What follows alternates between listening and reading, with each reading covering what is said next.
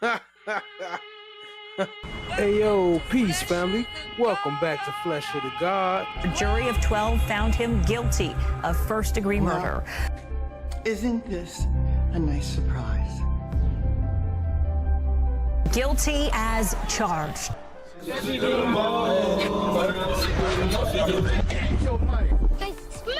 like a bag of bush.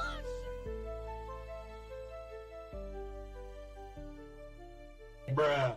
The 48-year-old man accused of killing a 14-year-old Tampa girl now faces the death penalty after a jury of 12 found him guilty. The possibility of death for murdering 14-year-old Nylexia Alexander in Tampa. Just hours ago, a Hillsborough County jury convicted Walker. The runaway teen was found shot to death on a dead-end street in 2022. A 14-year-old Nylexia Alexander was found in a vacant field. They said she was shot 3 times in the head. It was very hard hearing the details of what took place, how it took place, how many times my baby was shot. What stories for me? This is an animal. They just need to just keep him locked up. These are scenes of her nightmare's aftermath. In 2003, Veronica was home with her grandmother, Elaine Caldwell, when Walker broke in, demanded money from Elaine's boyfriend, and killed her in front of them. Detectives were turned on to Walker by the boyfriend, who said he'd heard via rumor who the killer was. It took 2 jury trials for him to be found guilty of manslaughter and armed robbery. Walker got life in prison, but his attorneys won an appeal, with a judge citing an inappropriate use of hearsay evidence. I do want to know the motive. I want to know what she could have done, what she could have said. Ashley adopted Nylexia when she was 4, after years shuffling through foster homes. Nylexia became obsessed with finding her birth parents, but when an opportunity to meet them went south, her mother says Nylexia ran away time and again. How she met Walker in the first place is still unknown to her mother. I'm waiting on justice. I pray the jurors listen out to the evidence that the prosecutors have, and I pray they understand this was a child that was taken by a grown man. Walker was given a life sentence for manslaughter in 2010, but was let out after an appeal in 2016. This time, an accused accomplice might also testify. Robert Creed is charged with accessory to murder after the fact. He got mad and went screaming and yelling, telling him, like, get out of his car, get out my car. Robert Creed Jr. details what he says happened the night of May 6th. I heard a gunshot. I looked in the bike seat, I seen her holding like her chest. He says Walker had been driving around looking for Nylexia that night. When she got in the car, he says Walker asked if she was having sex with others before shooting her. Prosecutors questioning whether the two had been in a relationship. He's telling me, don't say nothing, don't tell nobody, or you're gonna kill me too. Hey yo, peace family. Welcome back to Flesh of the Gods. As you know, we've been covering the Ronnie Walker trial, and today they had the testimony for the sentencing of Ronnie Walker, the Tampa Bay man found guilty of killing the 14-year-old Nylexia Alexander. So, without further ado, we're going to get into it and check out some of their arguments, some of their statements.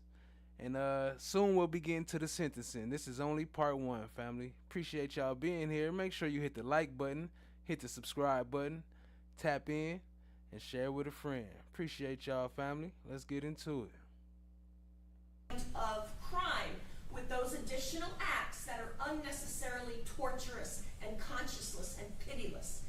Then you have the issue of gunshot wounds in the case law that emphasize that normally they are not especially heinous, atrocious, and cruel.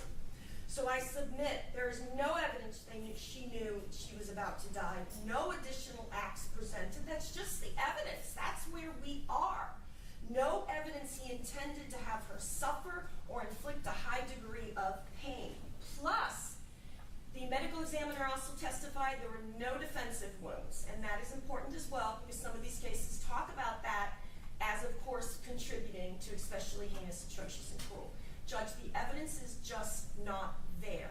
Again, if this is found to be EHAC, then every single shooting will be. Thank you, Judge. Can you distinguish on page 29 of that Gonzalez case where the court mentions that the victim's mental state, and the victim's perception of imminent death need only last seconds for the aggravator to apply? Well, that's one thing the court is saying.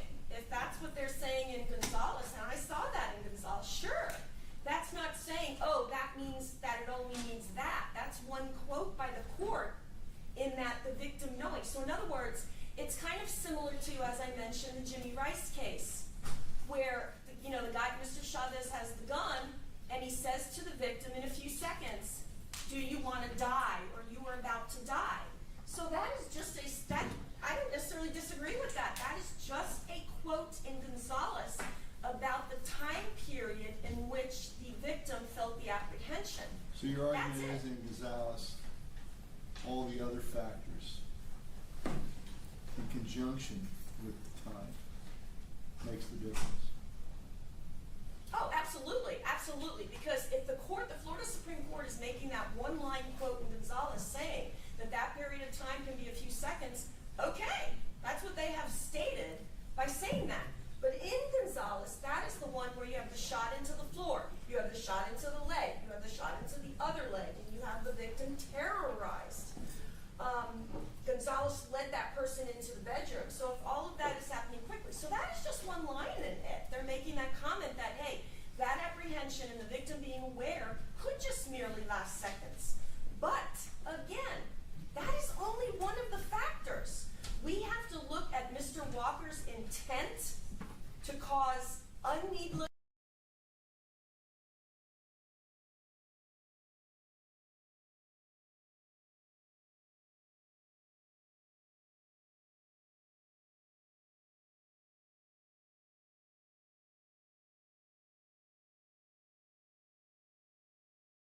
suffering.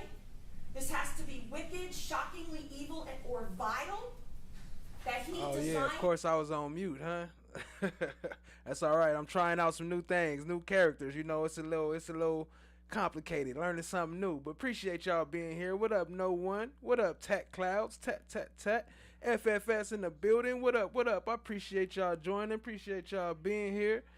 Yeah, working on some new things. So we gonna see how it go. Appreciate y'all. Let's keep it rolling.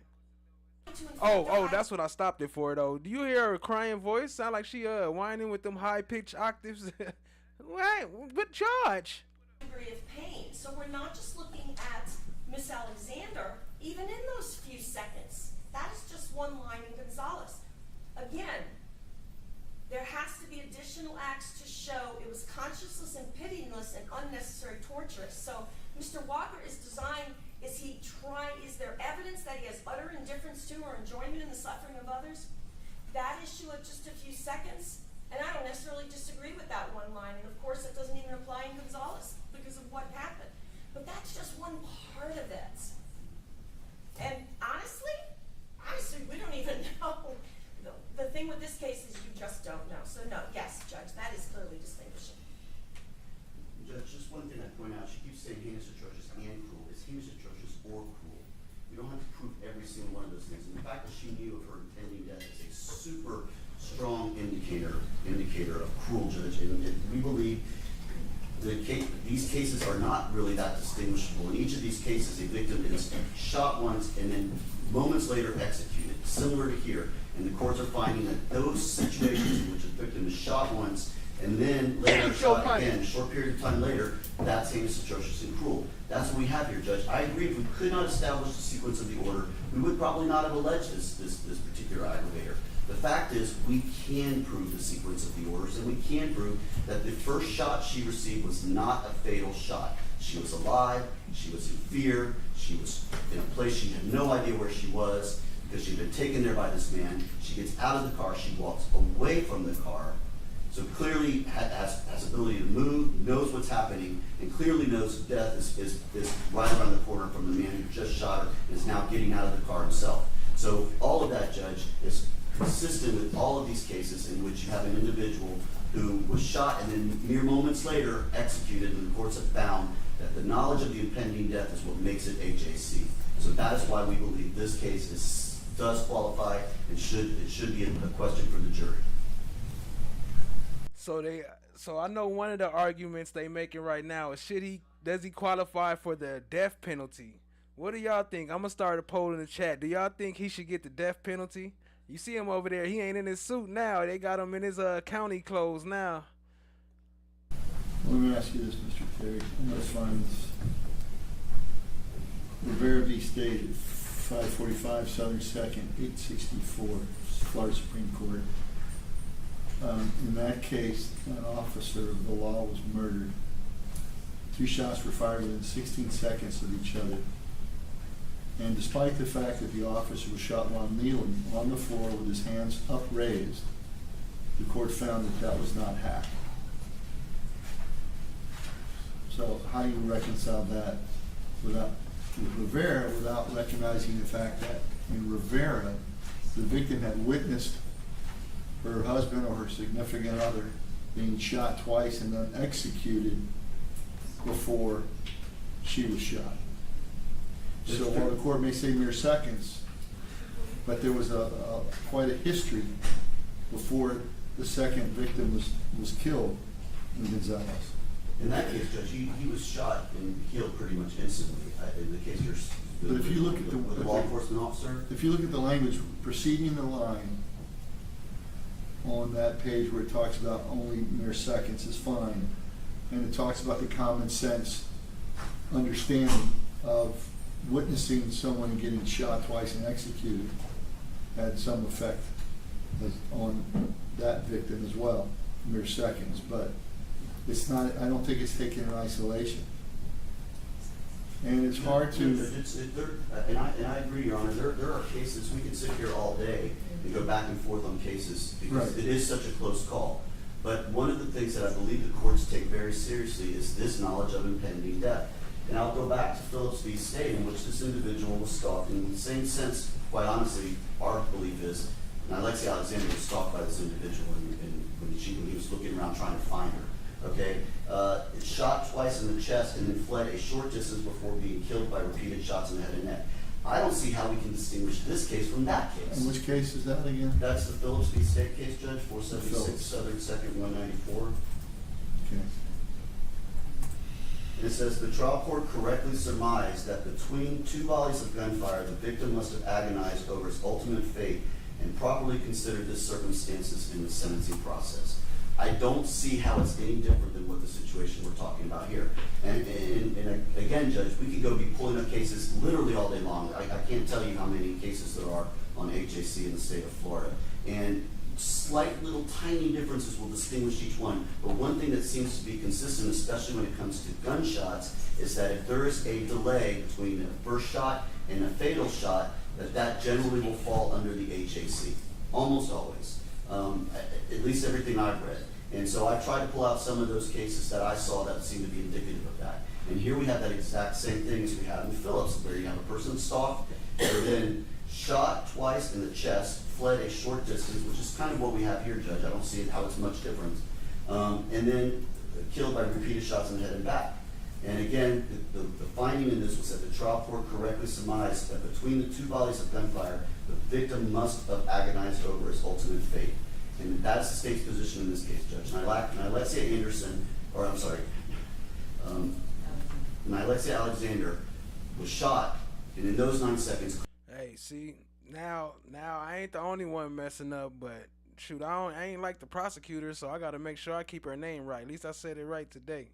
Clearly must have Alexia Alexander agonized over her fate because she knew she was in a horrendous situation and she was going to be killed.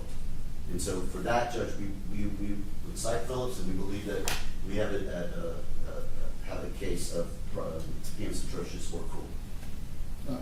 Judge, he keeps talking about she knew of her impending death. There is more than that right in the jury instruction. And Phillips, they even said the victim fled 100 feet. So they had the evidence. We don't have that. We don't know any circumstances after getting out of the car. We know nothing. I mean, honestly, though, your assumption that the first shot didn't incapacitate her was based on the blood trail and things, but she could have been removed from the car by the walker. That's not what Robert Creed said, Judge. You gotta take the two in concert. Robert Creed's testimony says she was shot in the car, grabs her chest, ordered out of the car. She gets out of the car on her own volition and walks out by herself. And then he sees Ronnie Walker gets out, and then a few seconds later he hears gunshots. Right. So what I'm saying is that the physical evidence corroborates what. So I ain't gonna lie, it's still kind of crazy to me that this case is based on Robert Creed's testimony when he was there. Like, I don't know. He was just as suspect as Ronnie Walker. They was both just as suspect to me. What up, family? What up, family? Jazzy T in the building. Appreciate you joining. Creed said occurred. So that's why we're saying we have proven that, Judge. It's not an assumption. This is what the state's position is. We have proven that beyond a reasonable doubt. If I could just correct Mr. Terry on one thing. He said that after being shot, Creed indicated, Mr. Walker said, at that point, get out of my car. That is not what the evidence was. It was prior to that. They had the argument, are you having sex? No. Then Mr. Walker says, get out of my car, then the first shot. So I just wanted to clarify that. Okay, Judge, I think that's regardless of that. I'm just saying, she got out of the car of her own volition, her own abilities. It was not dragged out, was not pulled out, was not carried out. She got out and was walking and bleeding, which means the only shot that it could have been was the one to her back. I understand. All right, so I'm going to reserve it out for a moment while what is the next issue? So the next one? The next issue. Yes. Okay.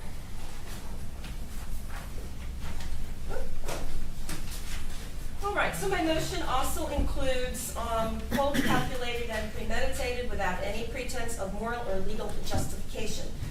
For the record, I want to read in the jury instruction, and this is 921, 161, 6I, of course. The first-degree murder was committed in a cold, calculated, and premeditated manner without any pretense of moral or legal justification. I'm going to concentrate and leave that part out of the moral and legal justification. Cold means the murder was the product of calm and cool reflection. Calculated means having a careful plan or prearranged design to commit murder. A killing is premeditated if it occurs after the defendant consciously decides to kill. The decision must be present in the mind at the time of the killing. The law does not fix the exact period of time that must pass between the formation of the premeditated intent and the killing.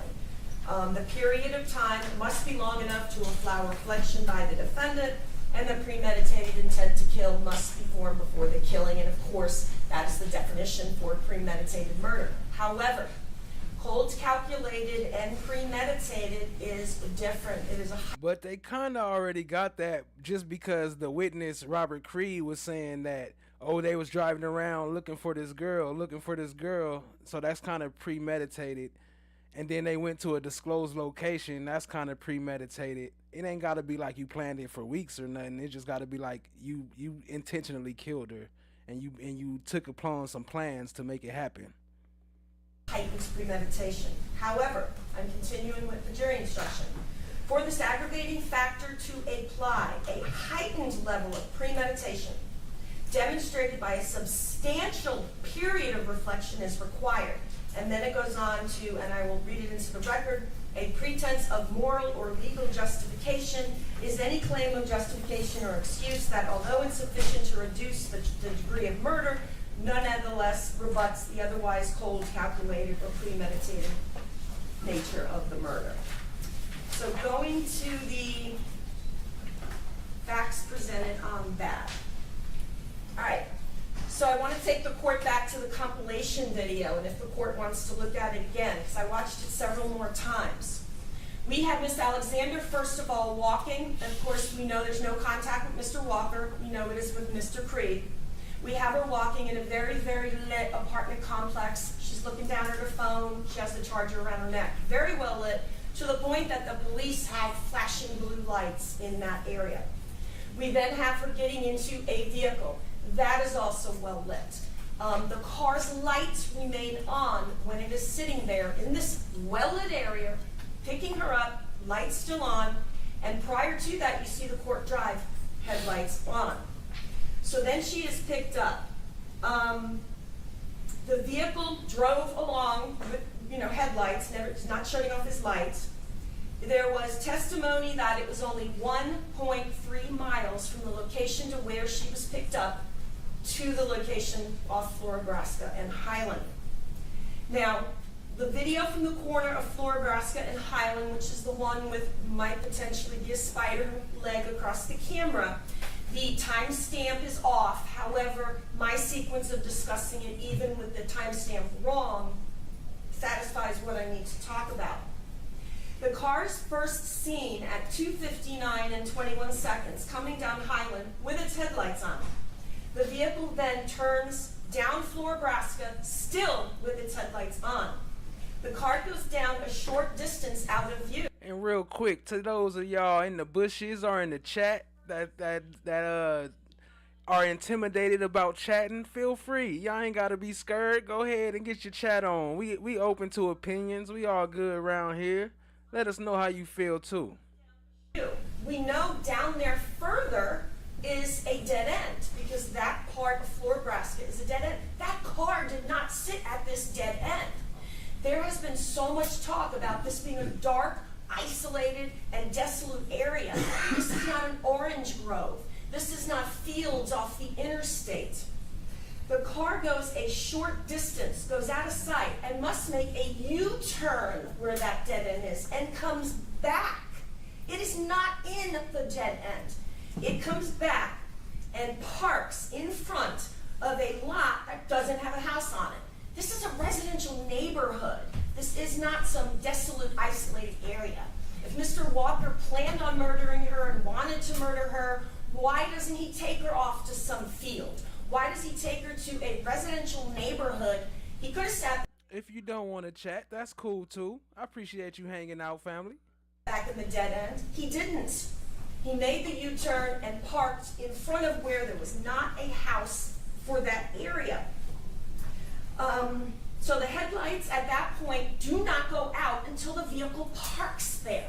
The vehicle parks there 3:00 and 4 seconds, and again, that's off, but for my purposes, the timing works. 3:00:51, so presumably in that time period, we have the shooting, 47 seconds, as we've mentioned before. The lights then go back on, because the car is now going to move. It goes back on, the headlights briefly like flicker off, and then they go back on. So, 1.3 miles. The testimony, Detective Whelan said it was not far from the location where she was picked up to the scene. The vehicle is never at any time from that video itself at that dead end. He is not. He is more towards the intersection of Florabraska and Highlands. Alan Wallace, who lived in the neighborhood and was studying for the bar, saw the vehicle. He testified that the vehicle's lights were on, and in fact, they were shining into his window, and it disturbed him while he was studying for the bar. His comment was the car was, quote, in the middle of the street. Yeah, it's at the middle of the street, right off the intersection of Florabraska and Highlands, because it went down, made a U-turn, and came back. This is not taking place at the dead end. And it could have been. First of all, you wouldn't take her to a residential neighborhood, and you could have stayed in the dead end. State's Exhibit 36D, the overview of the area, Your Honor can clearly see it's a residential neighborhood. There's houses in the front, there's houses on that road. It is a residential neighborhood. I'm looking just as I'm looking at mine. All right, Eric Walker. There were several people out in the area that night. He heard the shots, he went to investigate. He's knocking on doors because it's a residential neighborhood and he's looking for Ring cameras. His testimony, there was a fair amount of people out and about. Officer Abby Pittner from the Tampa Police Department said the area is an empty lot. Yeah, because there's not a house on it, with houses surrounding it. The state called many neighbors who had cameras, because there are all houses on this street. Detective Whelan. A little late, but y'all remember Eric Walker? That's the one I thought that was his brother, because they got the same name, Walker, but he kind of looked like a smoker though. Hey, Stacy Sibbett in the building. What up? Appreciate you joining. Described the area as, quote, a residential neighborhood. Mr. Creed did not testify, actually said he didn't know Mr. Walker had a gun, so we don't know anything about that. Mr. Creed did not testify to any comments of, I want to kill her, I'm going to kill her, I have this plan, absolutely nothing. What happens is, apparently Mr. Creed arranges to meet her, presumably, because we know it's not Mr. Walker. And there was some comment by Mr. Creed about he was looking for the girl. Period. That's it. Not he's looking for this girl to kill her. Not looking for this girl to get back at her. Not looking at this girl to hurt her. And that's after they were driving around so he could look for a girl for Mr. Creed, presumably, to do something with. So there was nothing said, no threats to kill, just that he was looking for a girl. Where's this careful plan? Where's this heightened premeditation? And we know the argument, and the argument is critical, because when you have the case law and you have the jury instructions, when there's an argument, the argument started over the sex. Mr. Walker, after Alexia Alexander says no, he says, get out of my car. An argument is frenzy. That again was a strange point. The argument started over sex. And then when she says no, he says, get out of my car. But she forgot to add that he shot her first. But, I mean, that's not funny, my bad. But, yeah, so was they trying to have sex? Or was it that he burnt her? Because that's two completely different things. It's rage. It's impulsive. It is taking place at that moment. That is not cold, calculated, and premeditated with heightened premeditation just because they picked up Miss Alexander, went only 1.3 miles. I've described the car already. And they both wrong, though, either way. And what up, TSC? I see you. Appreciate you, family. There's absolutely no other evidence. No evidence of harms or threat to her. Mr. Creed never testified that Miss Alexander ever crouched down. This goes, I guess, to the EHAC argument as well. He never testified that he saw her crouch down and turn to her side. If that, in fact, is what the state will continue saying about premeditation. We've got to have that heightened premeditation. Stanley Wilson.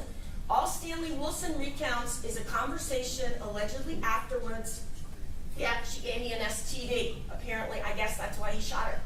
That's not premeditated. That's something said after the fact. He didn't testify to issues or arguments that Mr. Walker said to him, I'm looking for her, I have to get her, we had an argument. He never testified, or neither did Mr. Creed, or no other evidence, to a careful plan or prearranged design to kill her. There is no evidence in the record, Your Honor, of a careful plan carried out with the heightened premeditation. The jury has found premeditation, but to have the code calculated and premeditated, you have to have that heightened premeditation. What we have is an argument, an impulsive argument, and then an act after that. That does not rise to the level of heightened premeditation. There is absolutely no evidence of that. There was some evidence by Mr. Wilson. They knew each other, okay? That is not a plan to kill, a careful plan prearranged to kill with substantial cool reflection. It just doesn't exist. By the way, there was never any evidence. I'm sorry, but that was two completely different arguments. That didn't even line up. She was arguing one thing and then just tried to slide that in. Like, that don't add up to planned. Like, that don't even, that's not even the same argument. What are you even talking about? The state keeps saying lured.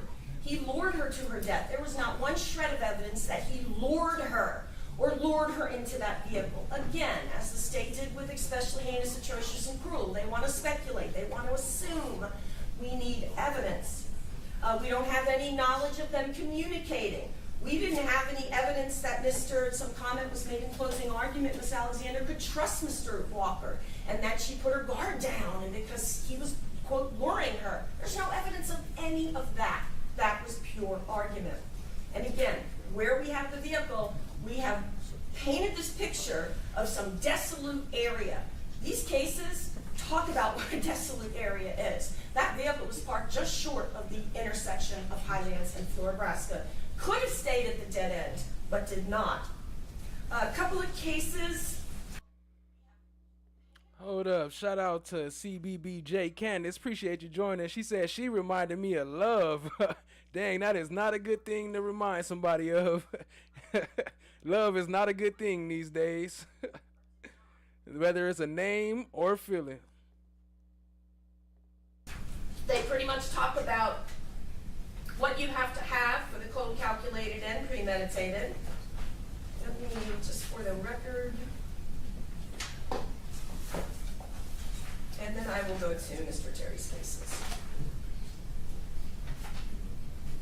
All right, for example, I cited the Victorino case, 23 Southern 3rd 87. That is an extreme example where the aggravating factors were, of course, shown. I'm sure we're all familiar with the Victorino case. That is the Xbox murders on the east coast of Florida. But the court talks about the enunciated four-part test for the application of that aggravator, and it is the killing being the product of cool and calm reflection and not an act prompted by emotional frenzy, panic, or a fit of rage. And the defendant must have had a careful plan or prearranged design to commit the murder before the fatal incident.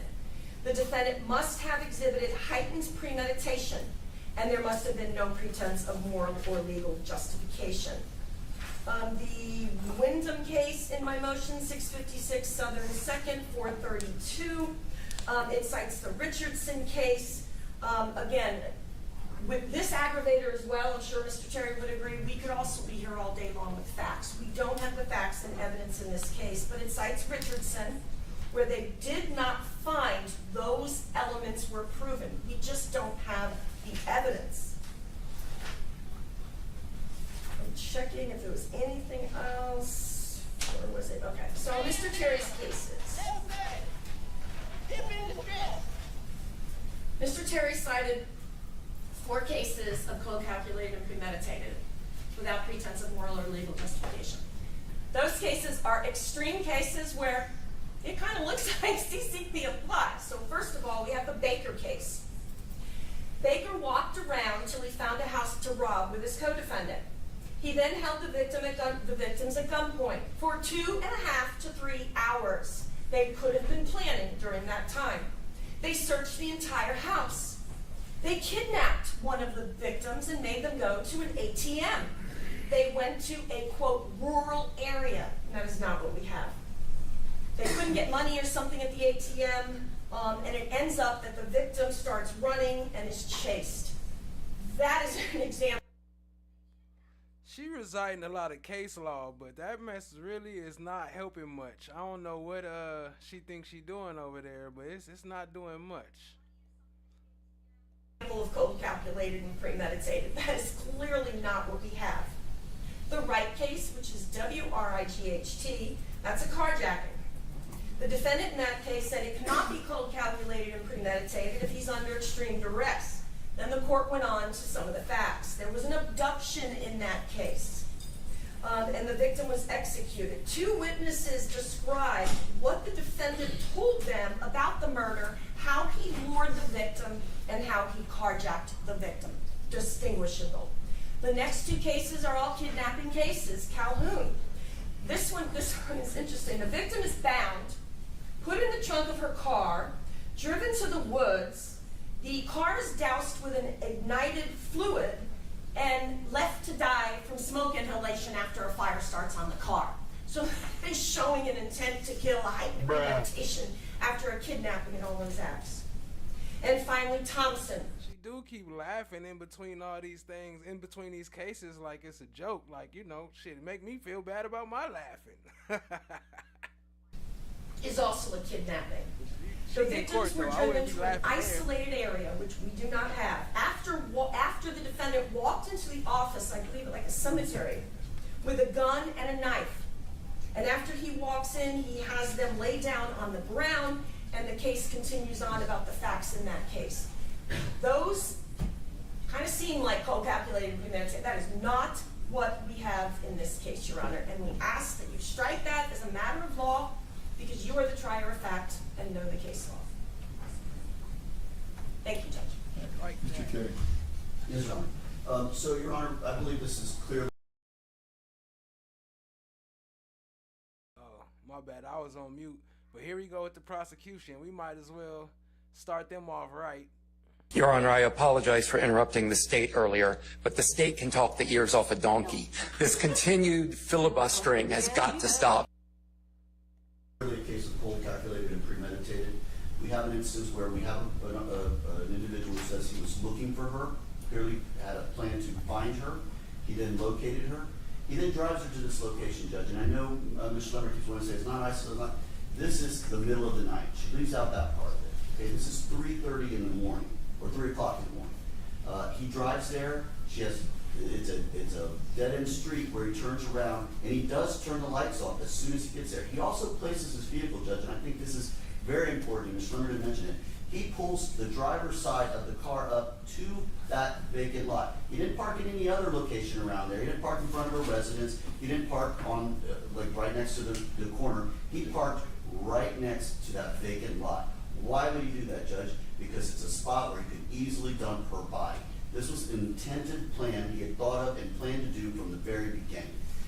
He took her there. He obviously armed himself. Okay, that's one of the factors that's considered in this. He's a felon, so he had to find a way to get a firearm and got a firearm, armed himself, found her,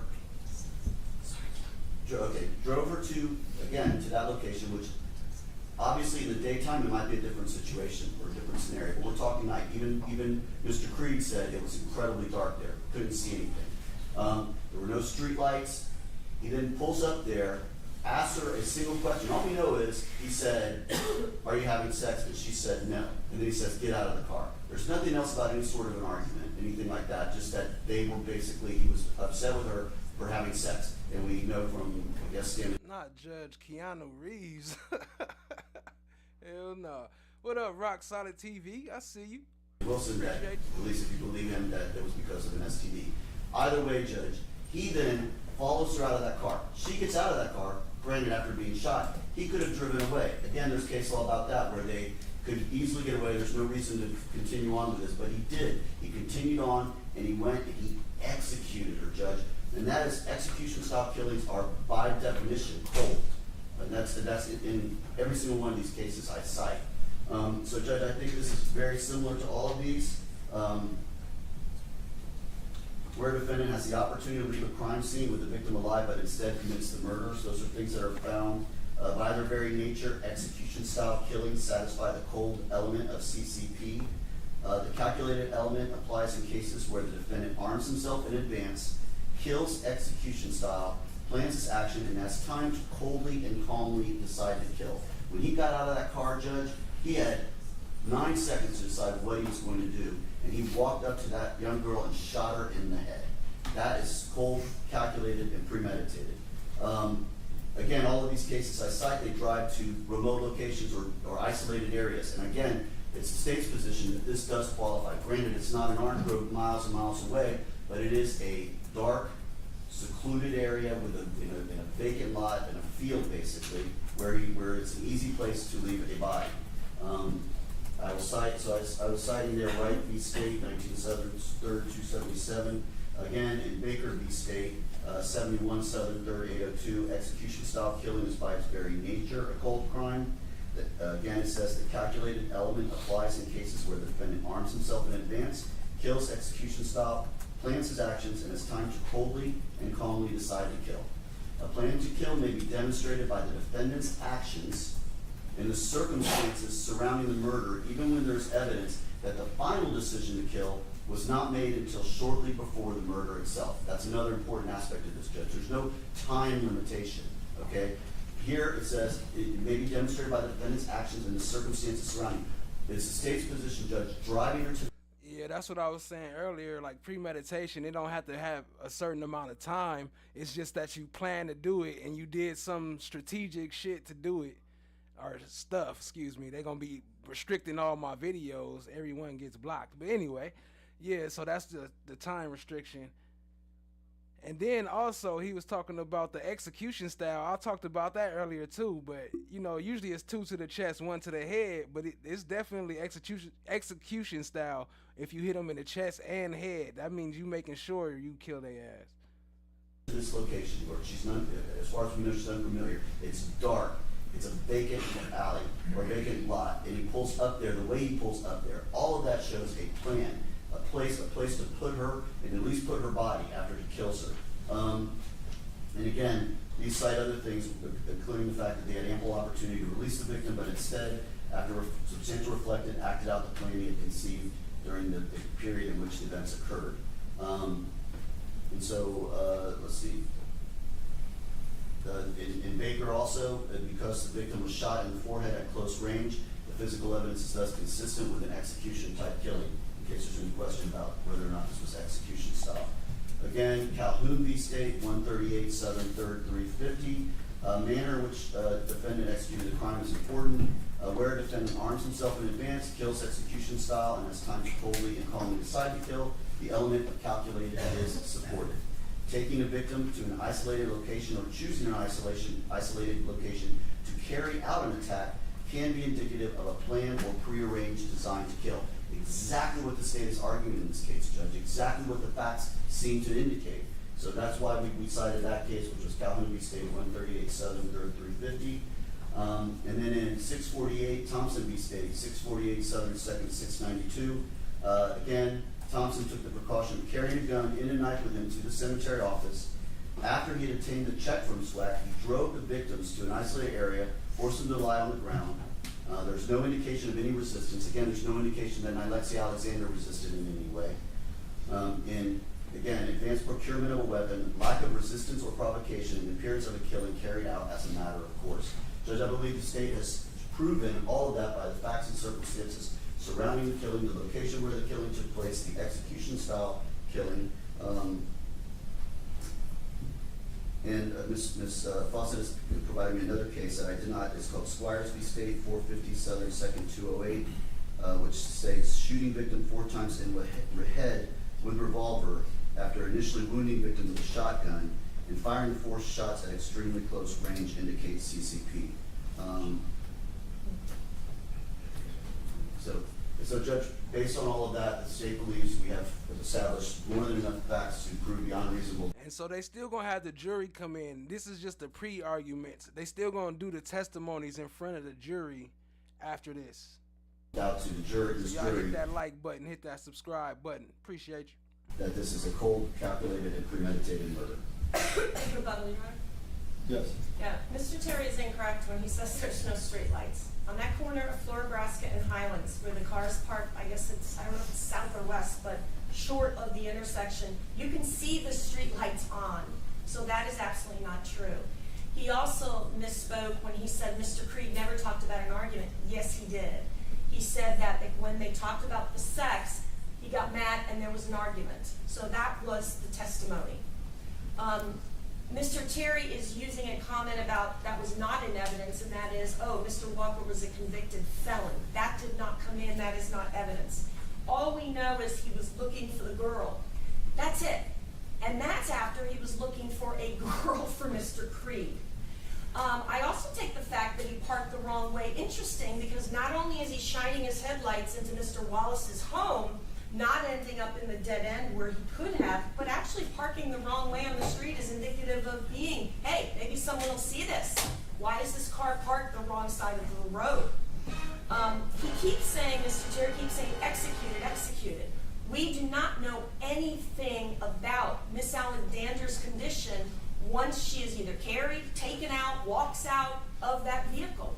So we don't know execution, we don't know if, we just don't know any facts. So the continuous use of the word execution. He made an interesting comment too. He said, as far as we know she was unfamiliar with the area, we got to look at the evidence. And the evidence in this case does not support it. We were not provided the last case, but I can tell you that talked about a shotgun being used first. But she's slipping though too, because he using case law. She is not using no type of case law. She just speaking her mind, talk about he said this, he said that. But at least he using case law. He using case law to say that it was execution style because they went, oops, my bad. Because they went to a disclosed area, and before he did what he did, he was planning on executing her. He meant to do that. So I don't know. I believe, and then a firearm after that. So, Your Honor, this does not rise to that level. Premeditated for the jury to have returned a first-degree murder, but does not classify for that heightened premeditation for this aggravator to apply, and we're asking you to strike it. Thank you, Judge. I'm going to reserve on that momentarily as well, while I ask you if there's any other issues we need to discuss. Any other issues we need to discuss? Yes, unfortunately. All right, let me get a timing on this, because that jury's been back there for 45 minutes now almost. So how much longer? So we have to talk about a situation and another motion I filed to exclude the testimony of Raymond Lee and the prior violent felony. I think that's pretty much, it's not my main issue. Do you have anything? Oh, and the victim impact judge, we were supplied with victim impact late yesterday afternoon. I have taken a look at them. Overall, they're very good. There's only a few couple lines that, for the record, I want to object to. So that'll only take a couple of minutes. Overall, how much time do you have? These two issues, 15, 20? For everything? Oh, we also have a problem because if the court does not exclude Mr. Lee, but you will hear about this, we need to be able to depose him. But I have to explain to you why and what happened. All right, court will be in recess for 5 minutes and we'll address those issues and try to figure out what to do with the jury. Court stands in recess.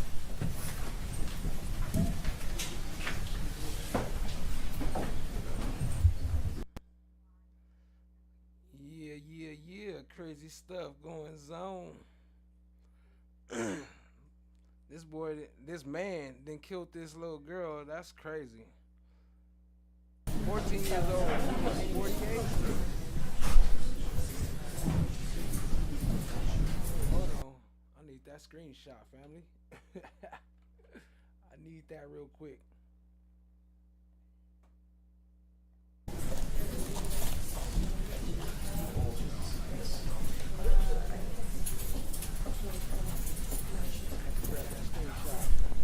So they going on break. Let me skip past the break.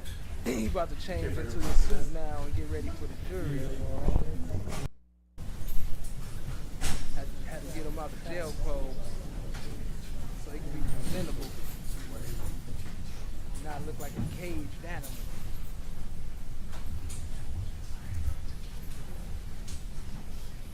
Tap into the most creative and interactive channel on YouTube. Like, share, and subscribe to Flesh of the Gods. Appreciate that, family. Shout out to Tack Clouds, hold it down, hit the like, hit the share. Let's get it.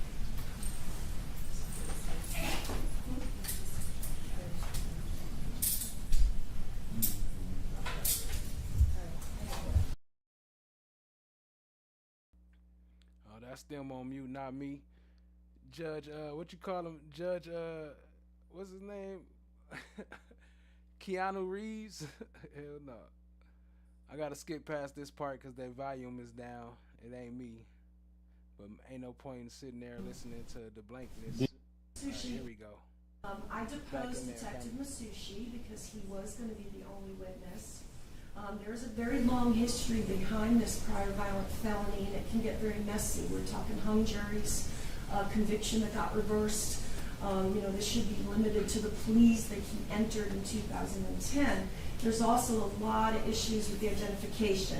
The appellate court ruling is very scathing on the weakness of the case and the ID that was done because Mr. Lee had done his own research with a potential hearsay name, found a picture, doesn't look at a photo pack till after he has a picture. It's a mess. So Mr. Terry specifically told me, and Ms. Dunker was there after we deposed Detective Masushi, I'm not using any witness. This is just too messy. I'm only going to use the certified judgment and sentence. And that was probably about 2 months ago, something like that, maybe a month and a half. And it remained that way until Tuesday night. Tuesday night, Mr. Terry did advise me that Raymond Lee apparently showed up at jury selection. We had not been told that earlier. We were not told it until I believe it was Tuesday night. Mr. Terry can correct Shout out to TSC. me. And was told they'd call him as a witness. I said, well, we have not, you said you were not calling him, you're using the certified, we have put that aside. Either way, we would have to do something, depose him or something if you're going to call him. Then it's like, no, I'm not going to call him then now. I'm going to call Detective Masushi, who we've already deposed. I'm like, okay, now it's Masushi. But that's okay, Detective Masushi's not here, he's in Yellowstone. So then it became Detective Dravenik. And Detective Dravenik is here to testify, and I got a chance to speak with him, and I've got his report. I was specifically told last night, and I have the text, they are not calling Raymond Lee, that it is just going to be Dravenik, which I don't have an issue with. Now this morning, I'm told they're using him. So Your Honor, we have not fully prepared them at this point for Raymond Lee. This became an issue to us Tuesday Where is Raymond Lee right now? He's here. Okay. Well, we're going to be taking a break for depositions this afternoon, so I can assume you'll get them done. And then, And that's fine, and I don't have a problem with that. Just if I can respond to a couple of points on that. And most of what Ms. Summer said is accurate as far as, you know, the conversations we had. However, my feelings have changed for a number of reasons. Number one, when I saw her motion basically trying to eliminate 2 of our aggravators, I realized that I may be stuck with just one aggravator, and all I've got is certified cops of conviction. So around that time, when I saw that motion, not knowing what your court's... I don't need to know your reason. It's okay. Well, yeah, Judge, the fact of the matter is, we did not know or have contact with Brandon Lee until he showed up for the trial. And so at that point in time, he seemed to indicate to me he wanted to be a part of this. So I let Ms. Schlemmer know, and so that was kind of where we were going to be with this. Then when I called him to tell him, hey, you need to come down for a depo, we need to get this, he's like, I changed my mind, I don't want to be involved. At that point in time, I said, you have a couple of hours to think about it, but please, we need to know. He never called me back. I tried to reach him most of the day yesterday, he didn't call. That's when I sent the text to Ms. Schlemmer saying, he's not responding, we're not going to call him. After I left work yesterday evening, Ms. Fawcett apparently was able to reach him, and he did agree to come down for Ms. Fawcett. Okay. I was told that this morning. He's here.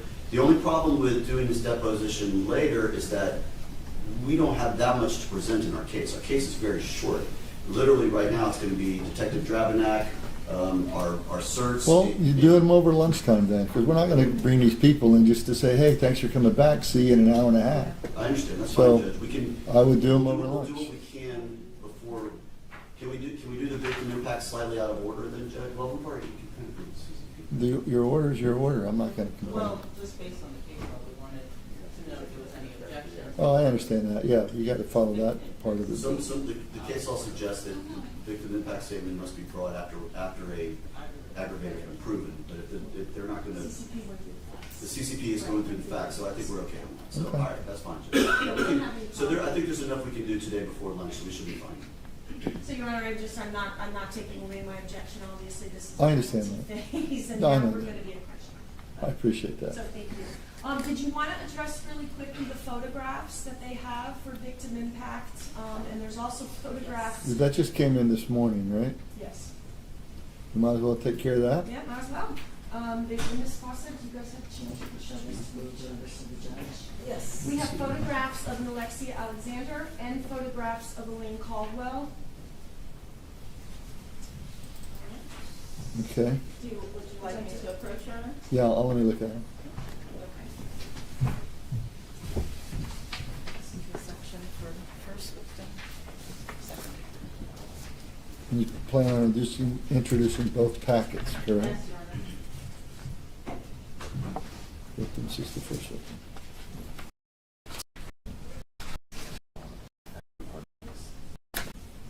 In this packet. Victim in the first case. What is your opinion on those? Yes, Judge, we are objecting to those. As we all know, the Florida Supreme Court is quite clear that we cannot make the prior violent felony the feature of the case. We are already calling the lead detective. We are already potentially calling Raymond Lee.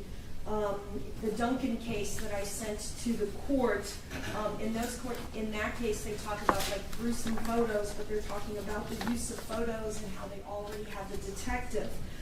We're making it the feature of the case with autopsy photos. We're not actually getting, as far as I know, we're not, she was shot one time. I don't think any medical examiner is being presented to say it would assist or aid them in any way. So based on Duncan and the fact that it makes it more the feature of the case and we already have testimony, we are objecting to any photographs of Elaine Caldwell. If in fact the court was going to allow a photo, which I would still object to, we certainly are objecting to the autopsy photos. There is one of her, if the court, but I'm not giving away my objection, just saying if the court wants to consider that. State, just response to the first crime victim. So, Your Honor, the state would cite to Wyatt v. State. It's found at 641 Southern 2nd 355. It's a Florida Supreme Court case from 1994. So the Florida Supreme Court has previously indicated that photos of the other victim may be admissible So this is another victim. We're trying to show the injury to this particular victim. The lead detective is present to testify, and he also attended the autopsy. Why is this relevant? Because this is another female victim who was shot in the head, and the victim in this case, Alexia Alexander, was shot in the head. It is not that the court is indicating that the prior victim's photographs are inadmissible. It's to the contrary. The Florida Supreme Court indicates that it is appropriate for the jury to see photographs of the prior victim. The Duncan case that the state has cited does not stand for the notion that photographs of the prior.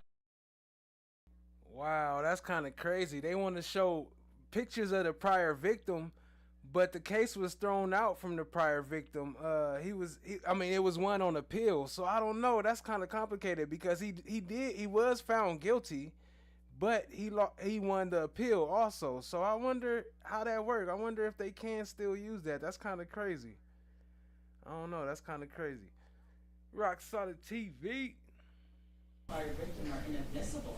In fact, in the case cited by the defense, it says the defendant murdered his fiancée with a kitchen knife, and they talked about that. The defendant in that case argued that the trial court committed reversible error in admitting extremely gruesome photos that were depicting gaping wounds to the prior injuries victim's head and face. The photographs related to the defendant's 1969 conviction of second-degree murder. Although the Supreme Court did agree that the prejudicial effect of the gruesome photographs outweighed its probative value, the error was harmless beyond a reasonable doubt. Once admitted, no further references were made to the photographs. Moreover, the jury was well aware of the fact that the defendant had previously been convicted of a brutal attack. We are establishing that the defendant was in fact convicted of a brutal murder, that in fact the murder was a shooting, that in fact this is that prior victim. The photographs that have been provided to the court depict that particular injury. The detective went to the autopsy. I understand. And I just selected very few photographs that were not overly gruesome in any way. Judge, I cited Duncan v. State just for the record. The court has it. So does the state 619, 7nd, 279. Of course, we know it's within the court's discretion. There's no bright line rule that photographs admissible, sure, but it's also an issue of 9403, as Ms. Fawcetti had mentioned, that this is going to become the feature of this case. I mean, we're calling already Raymond Lee, we're calling Detective Drabanek. It's the probative value is outweighed by the prejudice, and it's going to make this the feature of the case, and the Florida Supreme Court is clear that cannot occur. The state has to be able to prove its aggravating factors, and one of the aggravating factors in this case is the prior violent felony, which is this and happened. I understand what you need to prove. Stand by. Y'all go sub up to Rock Solid TV 100. Great content. New stuff coming soon. All right. And one more comment on this, Judge. The aggravator is the conviction. The conviction was a plea to this case. That is another factor why we don't need to be going into. It's clear, though, the pictures are allowed. I understand your argument and your objection. So, regarding the first victim, I've chosen 2 photos that I'm going to allow, and I would give them back to the state. It's going to be, you guys want to approach.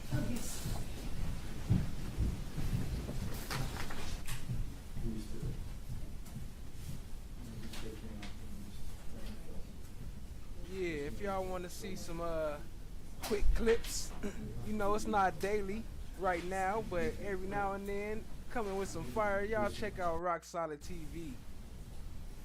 Stay coming with the heat. More to come soon. Alright, I think we're about to get into the okay, not yet. Almost at the testimony. Almost there.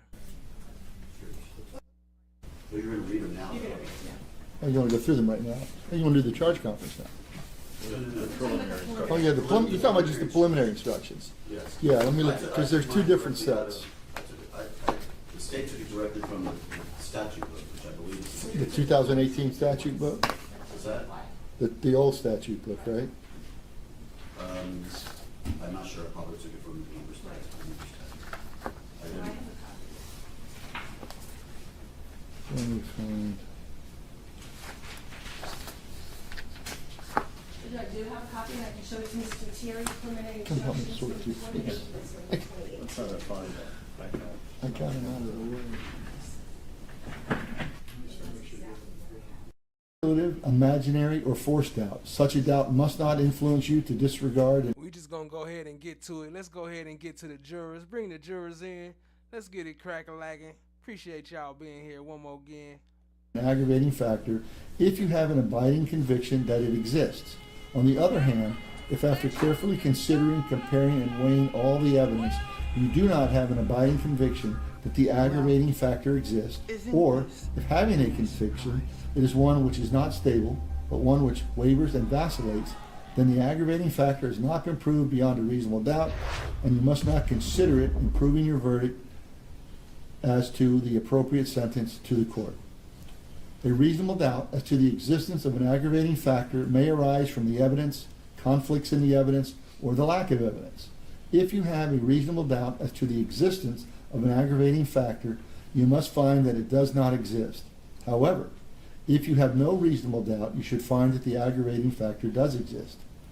Before moving on to mitigating circumstances, you must determine that the aggravating factors are sufficient to impose a sentence of death. If you do not unanimously agree that the aggravating factors are sufficient to impose death, let me start that. Before moving on to mitigating circumstances, you must determine that the aggravating factors are sufficient to impose a sentence of death.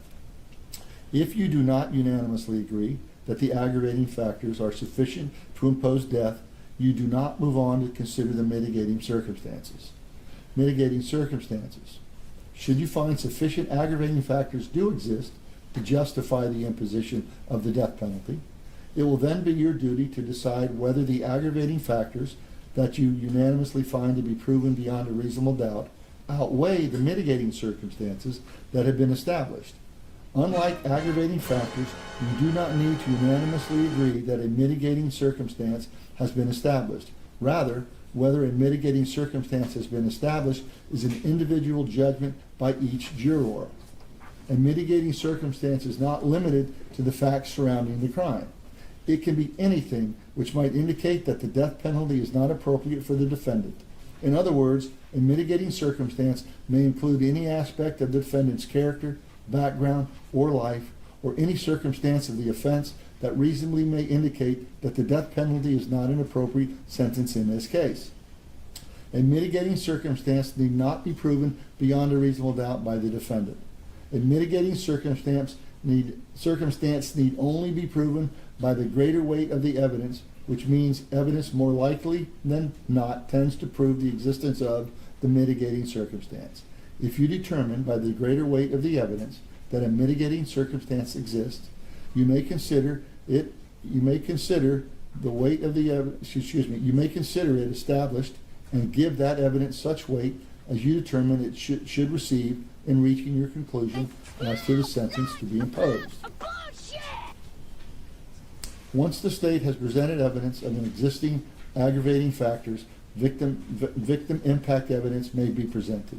Such evidence is only presented to demonstrate Alexia Alexander's uniqueness as an individual and a loss to the community by the victim's death. However, victim impact evidence must not be considered by you as an aggravating factor.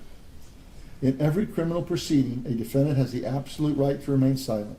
From the exercise of a defendant's right to remain silent, a jury is not permitted to draw any inference regarding the existence of an aggravating factor or an appropriate sentence. And the fact that a defendant did not take the witness stand must not influence your sentencing decision in any manner whatsoever. State, you may proceed. Thank you, Your Honor.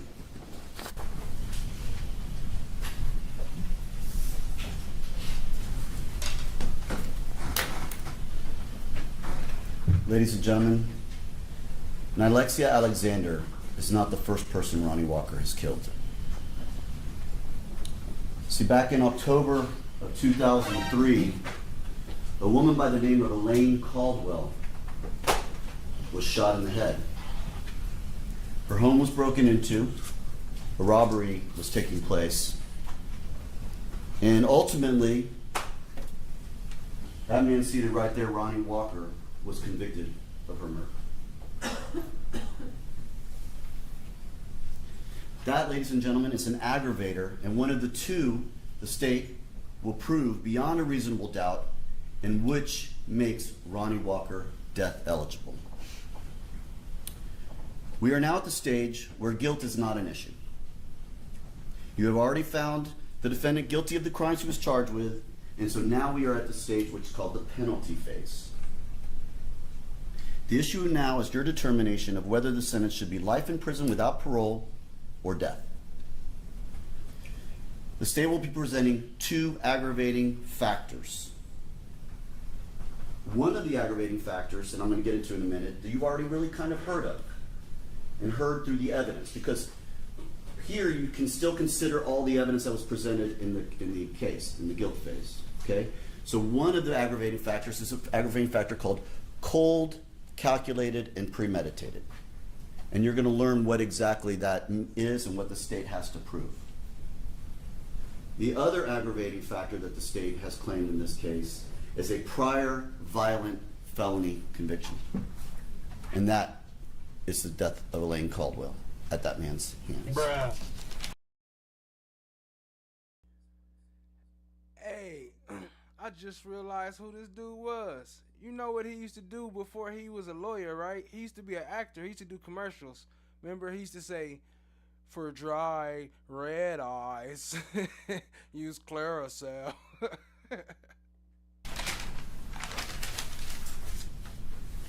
Now, although you probably don't need any reminding of the process that both Ms. Fawcett and Ms. Schlemmer covered so thoroughly during the voir dire, the state must prove at least one of those aggravating factors beyond a reasonable doubt before you can even consider death.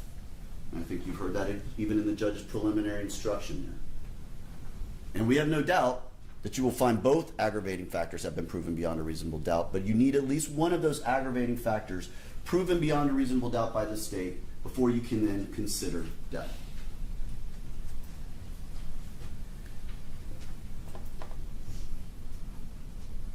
And again, everything that was presented and argued in the guilt phase can be considered by you when considering certain aggravating factors. And in this case, that is the cold, calculated, and premeditated.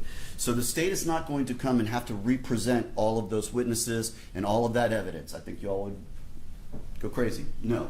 You can consider all of that. It is considered part of this trial as well. It ain't your money. So let me talk to you a little bit about cold, calculated, and premeditated. And obviously this is a aggravator where there is a heightened premeditation, and it's calculated, and it's done in a very cold manner. You have dry eyes. So in this particular case, you heard evidence from Robert Quincy Creed that he was searching for her. Clearly had a plan in mind. Judge Newry? Yes. Do you have dry eye, itchy eye? Try, what is that shit called? Waxylene. And again, we're not going to represent all this. I'm just showing or explaining to you some of the things that you heard that may apply. But the fact that he was searching for her, Visine. that he got her in the car, bought her a drink, and took her, most importantly, to this location in the middle of the night, a dark location, according to Quincy Creed, a location where he pulled up so that the car was easily accessible on the driver's side to that vacant lot where her body could be left. All shows, ladies and gentlemen, heightened premeditation. And all of that is evidence you already have, and evidence that you can consider when determining whether or not it was cold, calculated, and premeditated. And then you heard from Quincy Creed she was shot in the car, and as I described to you earlier, the evidence we believe showed that she walked out of that car and that Ronnie Walker confronted her in that vacant lot and shot her 3 times in the head. That is basically an execution-style killing. Objection, Your Honor, improper argument. And same arguments made at the bench. I'll sustain. So you can consider how she was shot in determining whether or not this was a cold, calculated, and premeditated kind of case. All of that the state believes, will add up to cold, calculated, and premeditated.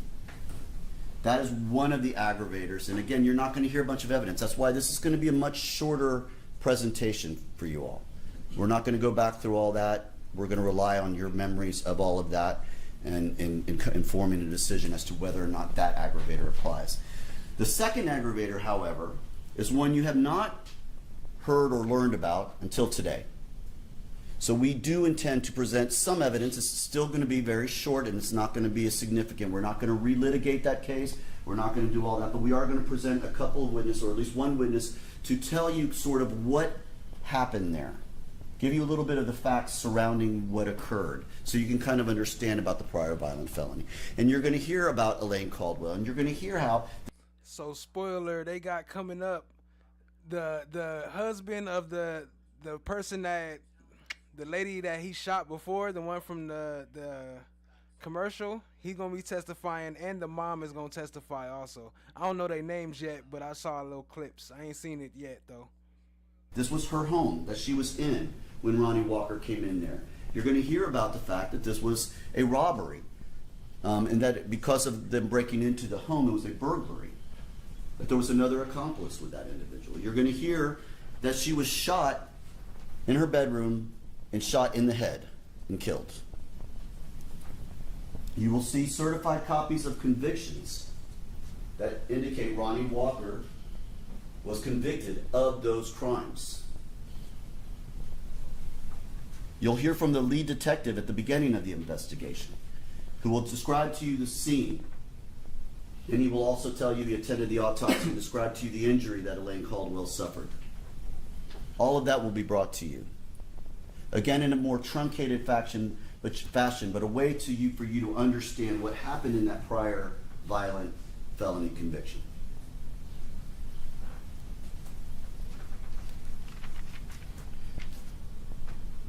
Those two aggravating factors will be proven to you beyond a reasonable doubt. And at that point in time, you can consider whether to sentence Ronnie Walker to death or life in prison. You will then decide whether each aggravating factor can sustain a sentence of death. And I submit that you will most likely hear mitigation for Ronnie Walker. And you will need to consider all the mitigation the defense provides and give it whatever weight you feel it's appropriate.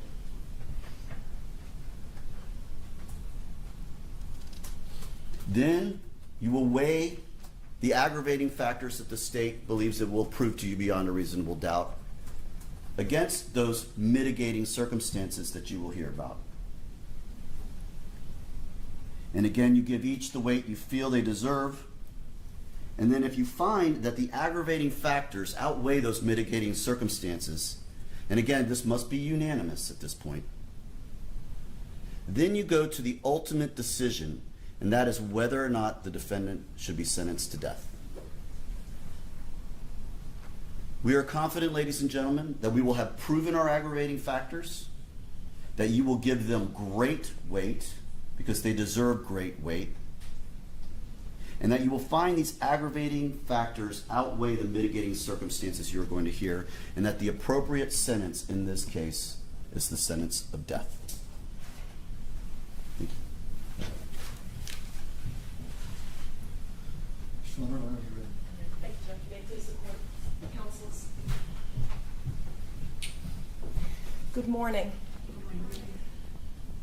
My name, you haven't heard much about me since jury selection. My name is Carolyn Schlemmer again. I talked with you all quite a bit about your feelings about the death penalty. Ladies and gentlemen of the jury, we want to thank you. We want to thank you for the service you have done in this case. It has been over 2 weeks that you have been with us. The time and attention you have given to all of us, including Mr. Walker. We want you to know that we fully accept your verdict. Fully accept your verdict.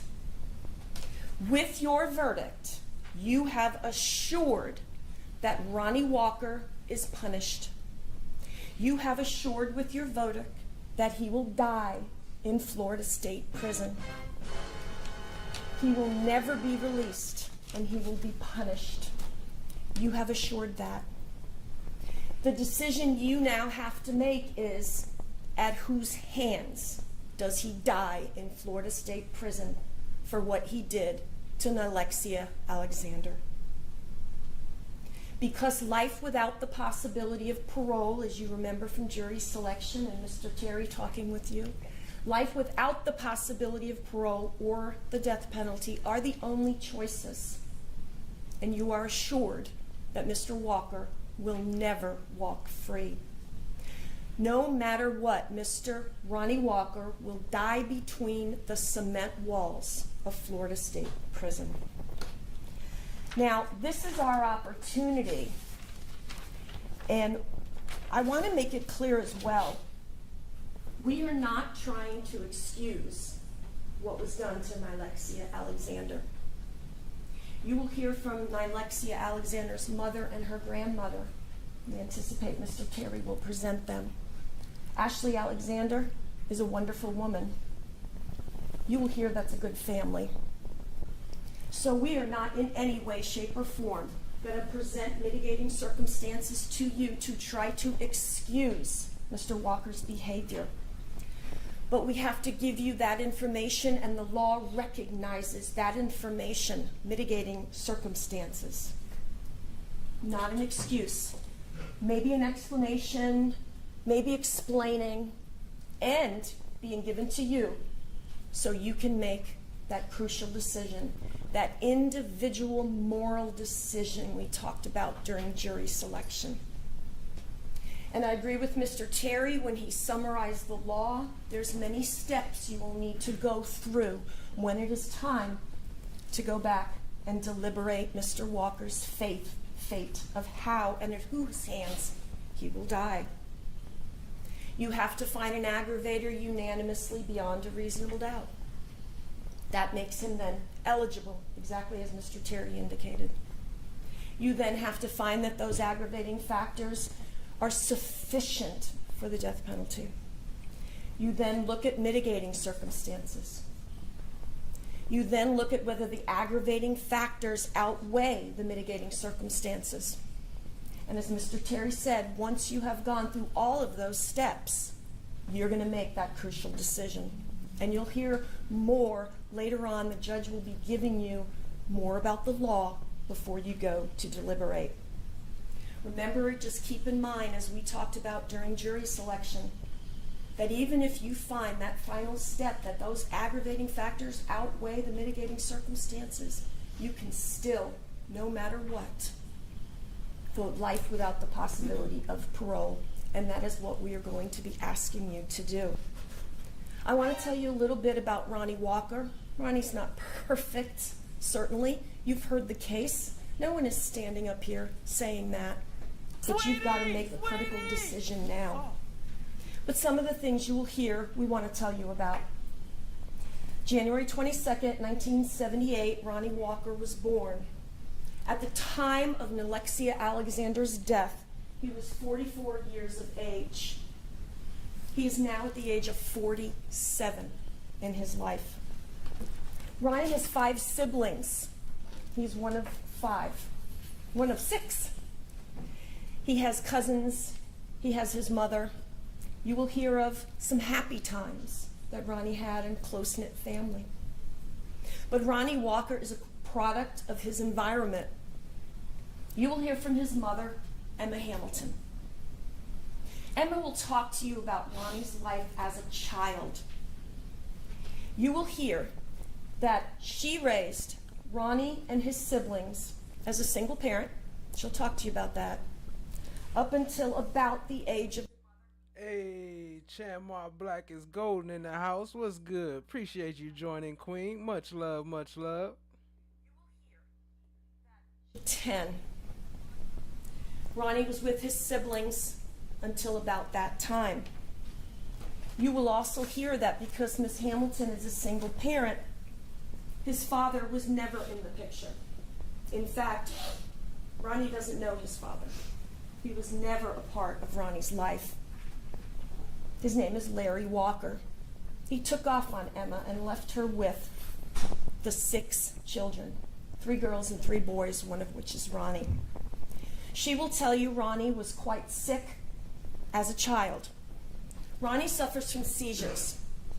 Seizures that Ms. Hamilton will describe to you that happen, and sometimes multiple seizures in a day. He had been hospitalized at 6 months of age for double pneumonia and bronchitis. And after that... So now she about to try to make them feel sympathy for the dude that just killed this 14-year-old little girl, talking about his seizures. They gonna be like, well, we helping him out. This gonna help him stop having seizures. He ain't gotta worry about that because he gonna be dead. What the hell? That point. Look at their faces. So about 6 months of age, the seizures started and continue to this day. But these seizures would result in head injuries. And Ms. Hamilton will explain to you a seizure even caused him to fall out a window and drop 2 stories and hit his head. You heard in the jail calls that you heard during the guilt phase, you might have heard a stutter. She will talk to you, and other family members will, about his speech being delayed and the stuttering that he speaks. Dang, I don't know. I think I might have been on mute on that one. I didn't hear it on my phone, but in case I was, I said it's crazy that she talking about the seizures. Like, you're supposed to feel sympathy for him for having seizures, or you supposed to take ease on him for having seizures, but he just killed the 14-year-old girl, this grown man. Like, they don't care about his seizures. If anything, they gonna be thinking they helping him out. Like, shoot, well, at least he'll stop having seizures once he dead. At certain times. My bad if you heard that twice. Now, we're about at 10 years of age. Ronnie's growing up with his siblings. But at 10 years of age, Emma Hamilton will tell you she lost custody, gave up custody of her children to her sister, who is now deceased, Gloria Hamilton. And the children were sent in all different directions. The family was broken up. Ronnie is 10. Ronnie and his brothers, John and Antoine, nobody knows today where John is, and Antoine is now in prison. Ronnie and his brothers stayed with his mom, stayed with Gloria, and were raised by Gloria. His sister Paulette was sent off to live with her father, and his sister Tangi was sent to live with her father. So at 10 years of age, his family was separated and torn apart. So we have no father, and now we have no siblings. You will hear that Gloria moved frequently. Ronnie changed schools frequently because of that. He never graduated high school, never got a GED. You will hear Gloria did not live in safe neighborhoods. All the neighborhoods she lived in had drug dealing. Gloria. Yo, what up, though, Brown Sugar Babe? I see you. Hey, what up, Joni 4? I see you. Appreciate you joining. She says, hi, guys. For his first murder trial, did he get life without parole? And was that family and jury told he never get out? That's a good question, because he did get out. And if they told him that, then they lied. They lied to their faces. Because he got out. He went on appeal. And he went on appeal because the person that said he did it, he coming up too on the stand. We got he gonna do his testify. He gonna testify later on during this show. But what he said was that somebody else told him who it was. He didn't actually know who it was, but he heard who it was. So it's like hearsay is how they convicted him. That's how he ended up winning the appeal. But I don't know. I'm pretty sure they told him he'll never get out. And this prosecutor right here, not prosecutor, defense attorney right here, she just said that he'll never get out, and they guaranteed that. So, but I don't know. That's neither here nor there. Like they say, what they say is not evidence anyway. And violence. Emma Hamilton, after she lost Ronnie and all of his siblings to Gloria in the custody of her, Emma then spiraled into drugs and alcohol. And Emma will be honest and tell you that she has an addiction that started about that time, and she is as well. She is mentally ill. Gloria moved around a lot. Ronnie had to change schools, and when Gloria moved around with the children she did have, including Ronnie, it was not moving to good areas. It was a bad area to another bad area. School issues started for Ronnie. Emma will tell you about the 10 years of age. The seizures will continue. You will hear that. Now, you will also hear that Ronnie eventually had 3 children of his own. Ronell, his son, Ron J., a son, and a daughter named Paris. In 2021, Ronell, this is about approximately a year before the tragic death of Nylexia Alexander. Hey, no one, at this point, I don't think they no longer worried about trying to save the client. I think they just practicing their public speaking. Like, how good can I speak in front of a jury? This is just practice for them. Ronell was murdered, wounded by gunfire, and was killed. You will hear how that affected Ronnie. About that same time in 2021, Ronnie's grandmother, her name is also Emma Hamilton, Emma's mom, also died, right about 2021. I don't think Emma's going to be able to give you an exact date, but it's right about a year before the tragic death of Nylexia. You will hear how they were close. You will hear as well from one of his reunited sisters. And she'll tell you a little bit about how she doesn't even know what her real name is, but her name is Tangi, or Tanya Hamilton. Now, she was sent at about the age of 10, when Ronnie went with Gloria and his brothers. She was sent to be with her father, while Paulette, as I said, went to her father. But Tangi never was able to have a relationship with Ronnie. In fact, she had to use Ancestry.com and Ancestry sites to be able to get her family back. She will tell you that Ronnie and her were respectfully about 3 and 4 years of age at the time. They never grew up together, and now they've been able to reconnect, though. And she will tell you that she loves and supports Ronnie. Ronnie's cousin will speak with you. His name is Davis George Jr. And he's going to talk to you about the fact of the conditions living with Gloria and the bad neighborhoods and the violence. Ronnie wanted to always be at his house, Davis's house, who was close to Ronnie growing up. He was close to his family members growing up. He will tell you how Ronnie basically lived on the wrong side of the tracks after being taken from his mother and given to Gloria, where Davis is on the other side of the tracks. A good house, lots of sports, his children are successful, and he has had a productive life. And he'll talk to you about the difference and how Mr. Walker always wanted to be over at his house when he was young. And he supports Mr. Walker. Ronnie Walker. What about Ronnie Esquire? Y'all send a shout out to Ronnie Esquire. The evidence will show. The evidence is going to show that anything that I may have said, they exacerbated it. And you'll hear from other family members about the effect of Ronnie never knowing his father, the death of his son, and the death of his grandmother about a year before this, the witnessing of seizures, the family background. We're going to talk a little bit. We're going to have Emma paint the picture for you who everybody is, because you're going to hear some names. Yeah, he for sure should have had Ronnie represent him. Ronnie should have represented Ronnie for sure. He probably would have had a better chance. And how they support Ronnie. Please, please remember as you're listening to this evidence, again, none of this is presented as an excuse at all. It is to help you in making that crucial decision you are about to make. Mr. Terry indicated you've already heard facts about cold, calculated, and premeditated. However, that requires a heightened premeditation, and Mr. Terry acknowledges that. You have found him guilty of premeditated first-degree murder. However, this aggravator is a heightened premeditated, over and above your finding of premeditation. There has to be a careful plan, pre-arranged And there must be time for substantial reflection. So it is different.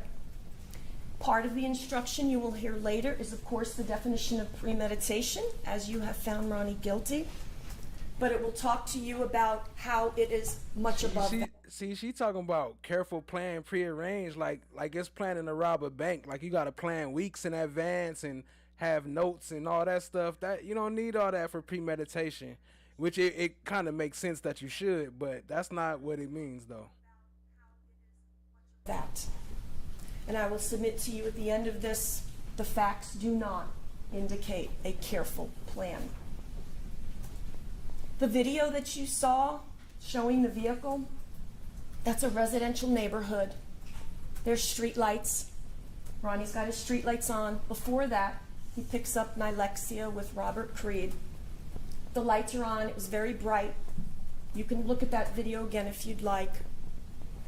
But he goes down Florabraska and makes a U-turn because it's a dead end, comes back up from the dead end and parks at the vacant lot. And it's approximately 47 seconds in the vehicle at the time Nylexia is killed. And the events before the car pulls away. The car only shuts off its headlights when it's parked. There's a little, when it starts to go from that lot, puts lights back on, they flicker off, then they come back on. This is a residential area. There is no evidence that you have heard at all in the first stage that he had some plan to kill her with that heightened premeditation. Certainly the premeditation you all found, and with the number of gunshots. But this is different. This is much more heightened. There was no evidence that he wanted to kill her, intended to kill her, planned it, and had a prearranged, careful design. Robert Creed said the only thing, they go out, Ronnie's trying to find a girl for Robert Creed, and then Robert Creed says he was, quote, looking for the girl. That's it. He picks her up. They go to this residential area, which Detective Whelan himself described as a residential area. So we submit to you that when you have, and you've heard all the evidence, you're pretty much not going to hear any more evidence about that, as Mr. Terry said. But when you get the jury instruction and you see the difference from your verdict already, we submit to you that they clearly will not have proven cold, calculated, and premeditated. A prearranged, heightened premeditation with a careful plan to murder. There's no evidence of that. That is an aggravator in the state of Florida. The state is seeking it. It is up to you to make that determination, and I submit it is what. And you know what's messed up though too, is that he can't even file for ineffective assistance of counsel because she trying and she doing her thing. She ain't interrupted. I mean, he ain't interrupt her or saying like, you know, making no specific arguments. If he knew more, he probably would have been like, I want you to say these specific things. But they just letting her flow. But he can't even get ineffective assistance of counsel because at least she trying. But it's just not a good job. You have heard clearly does not rise to that level.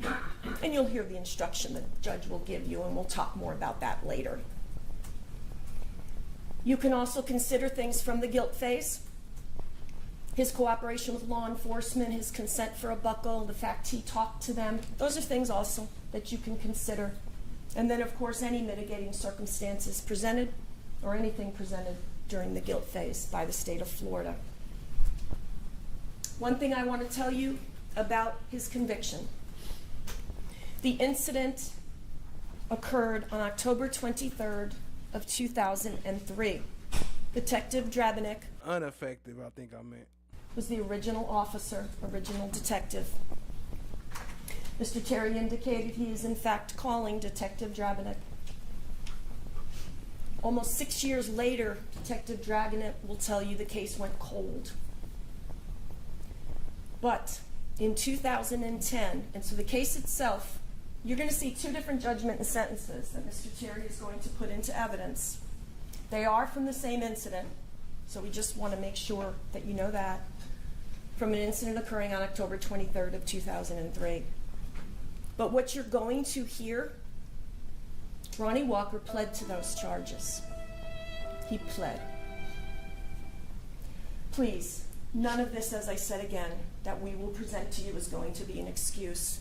We are empowering you for your individual moral decision. In making that decision, you will make sometime in the next few days. And remember mercy. And because the aggravating factors you can believe outweigh the mitigating circumstances, you can still give mercy. These are not shown as an excuse, but to show you that man is broken. And he is worthy of a life sentence without the possibility of parole, and not the death penalty. You will not hear that this is one of the most aggravated and least mitigated cases. He's broken. He will die in Florida State Prison, and he will never get out. And that's what we are going to be asking you to do after all of the evidence and you hear the law. Select life without parole. And on behalf of everybody, I thank you. Thank you, Judge. All right, ladies and gentlemen, we're going to go ahead and take our lunch break now. Hey yo, peace family. Welcome back to Flesh of the God. A jury of 12 found him guilty of first-degree murder. Isn't this a nice surprise? Guilty as charged. They smell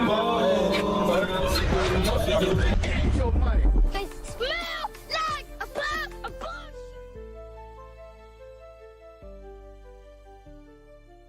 Bruh. The 48-year-old man accused of killing a 14-year-old Tampa girl now faces the death penalty after a jury of 12 found him guilty. The possibility of death for murdering 14-year-old Alexia Alexander in Tampa. Just hours ago, a Hillsborough County jury convicted Walker. The runaway teen was found shot to death on a dead-end street in 2022. A 14-year-old Alexia Alexander was found in a vacant field. They said she was shot 3 times in the head. It was very hard hearing the details of what took place, how it took place, how many times my baby was shot. What stories for me? This is an animal. They just need to just keep him locked up. These are scenes of her nightmare's aftermath. In 2003, Veronica was home with her grandmother, Elaine Caldwell, when Walker broke in, demanded money from Elaine's boyfriend, and killed her in front of them. Detectives were turned on to Walker by the boyfriend, who said he'd heard via rumor who the killer was. It took 2 jury trials for him to be found guilty of manslaughter and armed robbery. Walker got life in prison, but his attorneys won an appeal, with a judge citing an inappropriate use of hearsay evidence. I do want to know the motive. I want to know what she could have done, what she could have said. Ashley adopted Alexia when she was 4, after years shuffling through foster homes. Alexia became obsessed with finding her birth parents, but when an opportunity to meet them went south, her mother says Alexia ran away time and again. How she met Walker in the first place is still unknown to her mother. I'm waiting on justice. I pray the jurors listen out to the evidence that the prosecutors have, and I pray they understand this was a child that was taken by a grown man. Walker was given a life sentence for manslaughter in 2010, but was let out after an appeal in 2016. This time, an accused accomplice might also testify. Robert Creed is charged with accessory to murder after the fact. He got mad and went screaming and yelling, telling him, like, get out of his car, get out my car. Robert Creed Jr. details what he says happened the night of May 6th. I heard a gunshot. I looked in the bike seat, I seen her holding like her chest. He says Walker had been driving around looking for Alexia that night. When she got in the car, he says Walker asked if she was having sex with others before shooting her. Prosecutors questioning whether the two had been in a relationship. He's telling me, don't say nothing, don't tell nobody, or you're gonna kill me too. The absence of evidence is not the evidence of absence. What? Yo, shout out to Joni Foe. Y'all drop some Blue Jays and some coins in the chat. Appreciate the support, family. We gonna keep it rolling right after this. Appreciate the love. Dropping the gifted membership. Y'all show us some love. Drop some coins and some Blue Jays in the chat. Much love, much love. Let's keep it rolling, family. That they have presented and what I have limited them from actually being able to show falls within all those Supreme Court rulings, and I'll deny the same ruling on your objections. for the record. All right, anything else? Yeah, I'm just gonna make sure, and I understand, like, when we talk about jury selection, I'm going to make sure I make the objection before the trial. Absolutely. Just to, Understand. because of the nature. Got to preserve the record, I understand that, so we're good. Anything else? All right. Driving knows too, right? Like, not to talk about. Oh, I'm only talking to him about seeing the perfect. investigation. It's been a while. Welcome back. What number? It's 4. He said 4. He said 4? He said 4. What do you got? I actually have.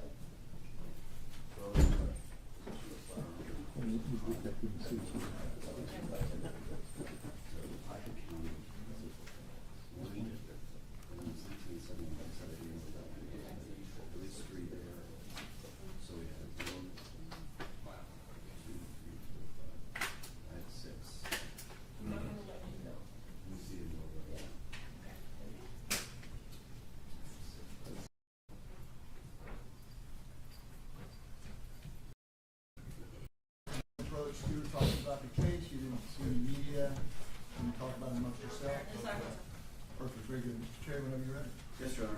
Judge, at this point in time, prior to calling our first witness, the state would move into evidence for this portion of the proceeding, State's Exhibit 2A and State's Exhibit 2B. Any objection? No objection, Judge. States 2A and 2B will admit it to evidence. Right, Judge, and if I may publish these to the jury. Yes, sir.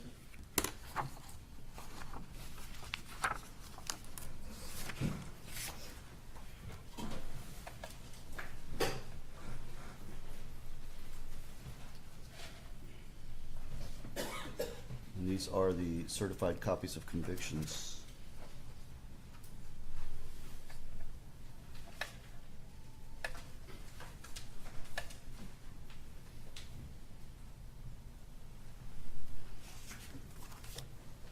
The absence of evidence is not the evidence of absence. What? And while they setting that up, shout out to Chandmar Black is Golden. Drop some of the witch And this is emojis and some 2A coins. Appreciate the love and support. Y'all show us some love in the chat. We gonna keep it rolling. Appreciate y'all, family. That's our stream sponsors, Joni 4 and Chandmar Black is Golden. Show them some love in the chat. Just a certified copy of conviction for case number 09-CF-015021. And I'm now going to publish 2B, certified copy of conviction for case 10-CF-006452.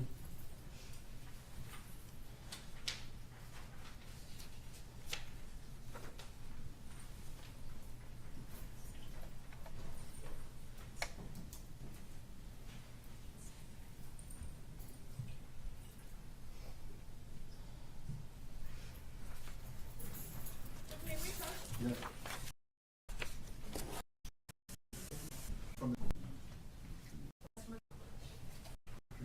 You can tell the jury your name and spell your last name for the court reporter. Name's Dennis Dragonak, D-R-A-B-I-N-I-A-K. All right. And, sir, how are you currently employed? I'm retired. Okay. When did you retire? I retired from TPD in Tampa Police in 2010. All right. After working with Tampa Police, did you work anywhere else after that? Yes, sir. Where did you work after that? State Attorney's Office till last year. All right. 14 years. And you were an investigator at the State Attorney's Office? Yes, sir. All right. Now, back, you said you retired from TPD. What year was that? 2010. Okay.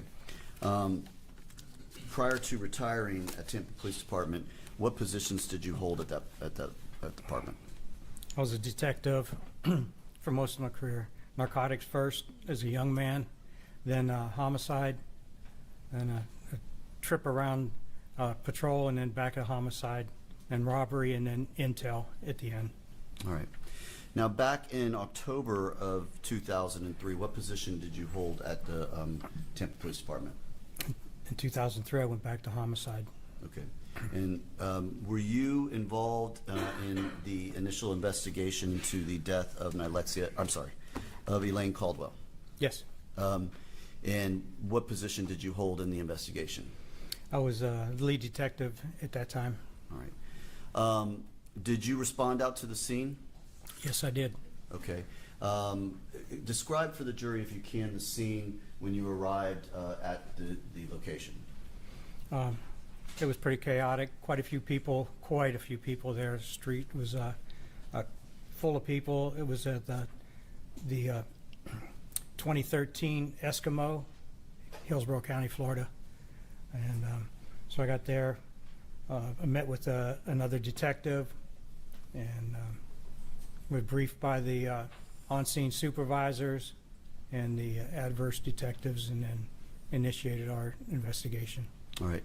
What was this location? It was a 2013 Eskimo. What was it? Was it a home? It was a house. It was a residence. Excuse me. It was a residence? Okay. And was there a crime scene tape out when you arrived? Yes, there were. All right. And was the scene actually inside the residence? Yes, it was. Did you go into the residence? Yes, I did. What did you observe when you went into the residence? Well, when I went to the residence, I met with one of the people there that was Raymond Lee. Met with him. I met with a little girl, and then spoke to him for a minute, and then he showed me where the decedent, Elaine Caldwell, was. Did he give you information as to what took place or what had just happened? Objection, hearsay. I'm not asking him what information. Did he give you information about what had happened? Yes. And did you speak with the young girl that was there as well? Yes. Was she able to also give you some information about what happened? Yes. Okay. And where was the victim, Elaine Caldwell, was she still at the scene? Yes. Where was she? In the master bedroom. All right. And did you go in and find her or see her? Yes. And what was her position? How was she positioned? She was at the foot of the bed, between the end of the bed and a dresser. It was a narrow area, and she was slumped down on her knees. Part of her body was on the mattress, the foot of the bed. All right. So at that point in time, you kind of took over or were the lead in the investigation, correct? Yes. Yes, sir. And you said you obtained the statements from the witnesses who were present at the time? Yes, sir. All right. And after all of that, did you later attend an autopsy in this case? Yes, I did. And that was the autopsy of Elaine Caldwell? Yes, it was. I'm going to show you what's been marked as States 5A1 through A3. You can take a look at that. Show me those pictures, please.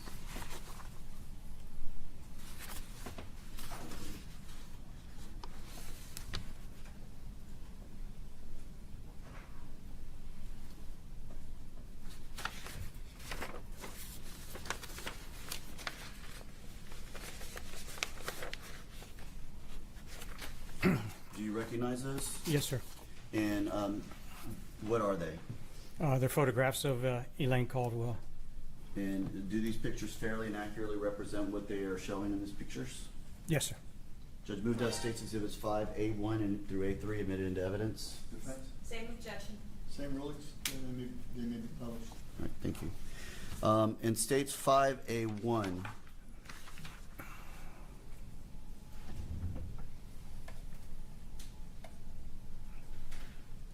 what are we looking at here? We are looking at the DL driver's license photo of Elaine Caldwell. All right, and this was the individual you found dead in that residence when you arrived there that day. Is that right? Yes, sir. All right. In States Exhibit 5A3, what are we looking at here? Photograph of Elaine Caldwell at the medical examiner's office. And you, in fact, went there and you were present while the autopsy was conducted in this case, correct? And what injury did she have? She had a gunshot wound to the head. All right. Showing you what is marked as 5A2. Was this, in fact, the bullet wound that you observed that day to the head of Elaine Caldwell? Yes, sir. All right.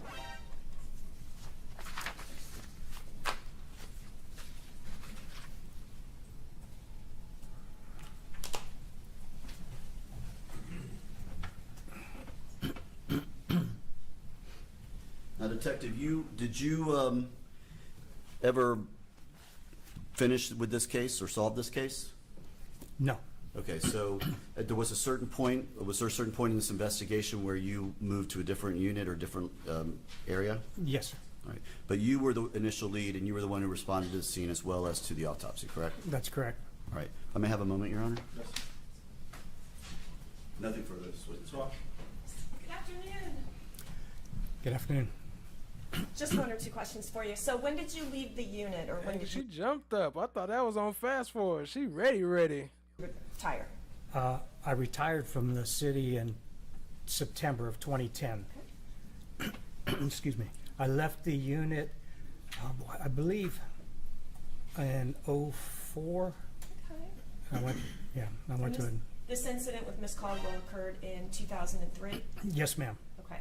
And then you left the unit in 2004? That's correct. And officially retired in 2010? Yes, ma'am. All right. And when you left the unit, the case went cold, correct? Yes. Yes. Okay. May I have a moment? Yes, ma'am. No other questions? Thank you. Can you redirect? No. Witness going to be excused? Yes. Free to go. Thank you. Thanks, sir. That was the head explosion. If y'all didn't catch that, that was for the comment. All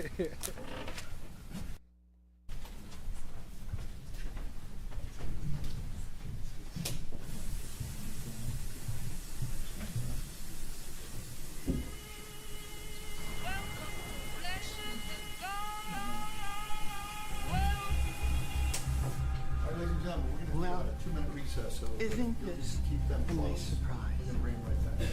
All rise for the jurors.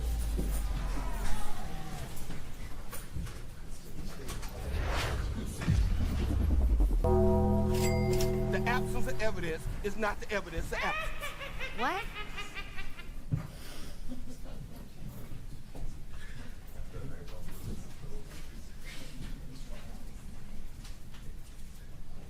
Yo, shout out to Chan My Black is Golden while they taking a break, dropping another membership. Appreciate you, family. Y'all show some love to Chan My Black is Golden. Drop them coins. Drop them witch emojis. Appreciate you. Let me skip on past to the next witness. He coming in right now. So next up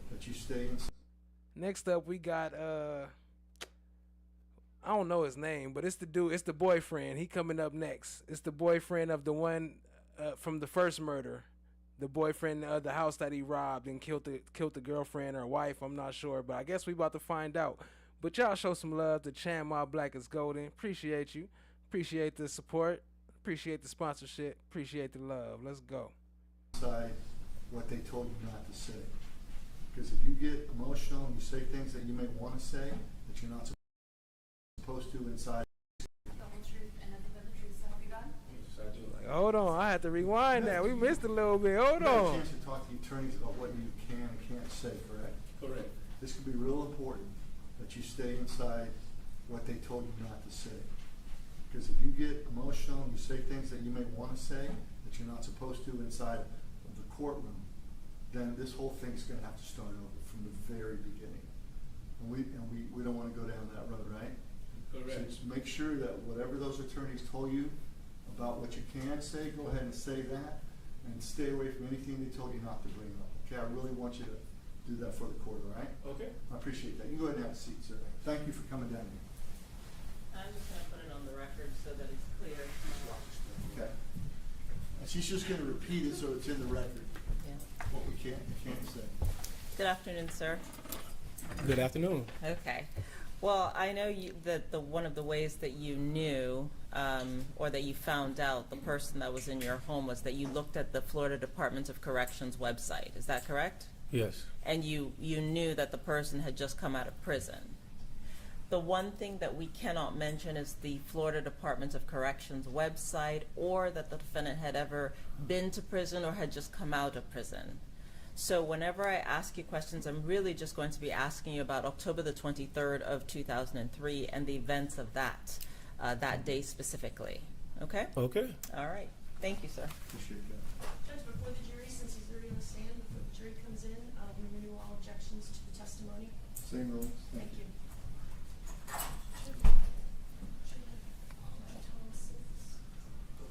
All rise, jurors entered.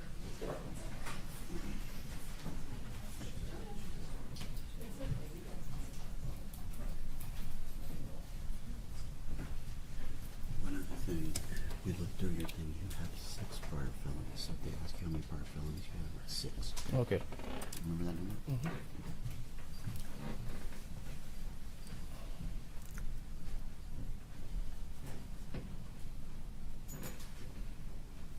Thank you. You all may be seated.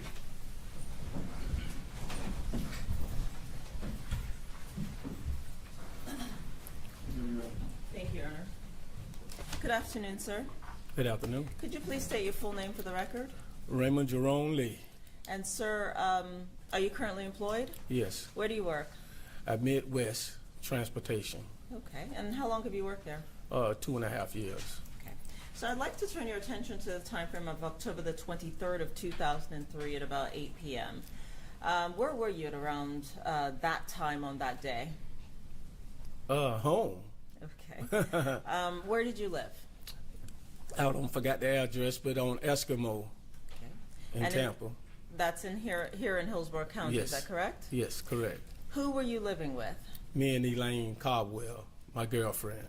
Okay. Was there anyone else living in the home at the time? Yes, Who? a daughter. How old was your daughter? Was Relevance? Sustained. So at the time of October the 23rd of 2003 at 8 p.m., what were you doing at your home? I was watching television in the den. Were you with anyone in the den? Yes, Who were you with? my daughter.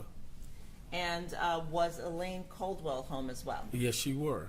Where was she? She was in the bedroom doing her hair. And did something out of the ordinary happen? Yes. What happened? I had someone come into my house that wasn't invited in my house. And what did the person do? Well, he came in with a gun. He came in to rob me. So when this individual came into your home, do you know if he had anything covering his face? Did he have a mask or anything on? No, he didn't have no mask on. He had a hat on, but he didn't have no mask. And did he speak with you? Did he say anything to you? Yes, he would ask who was all in the house. And what did you say? My girlfriend, Elaine. Okay. And at that point, what happened after you said that to him? He asked me to get up, and me and my daughter got up, and he walked us into the next bedroom where she was at.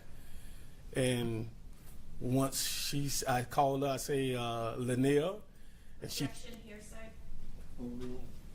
You can answer the question. Okay, and she turned around and looked. Yeah, hearsay was not a proper argument for that. He said what he said, not what she said.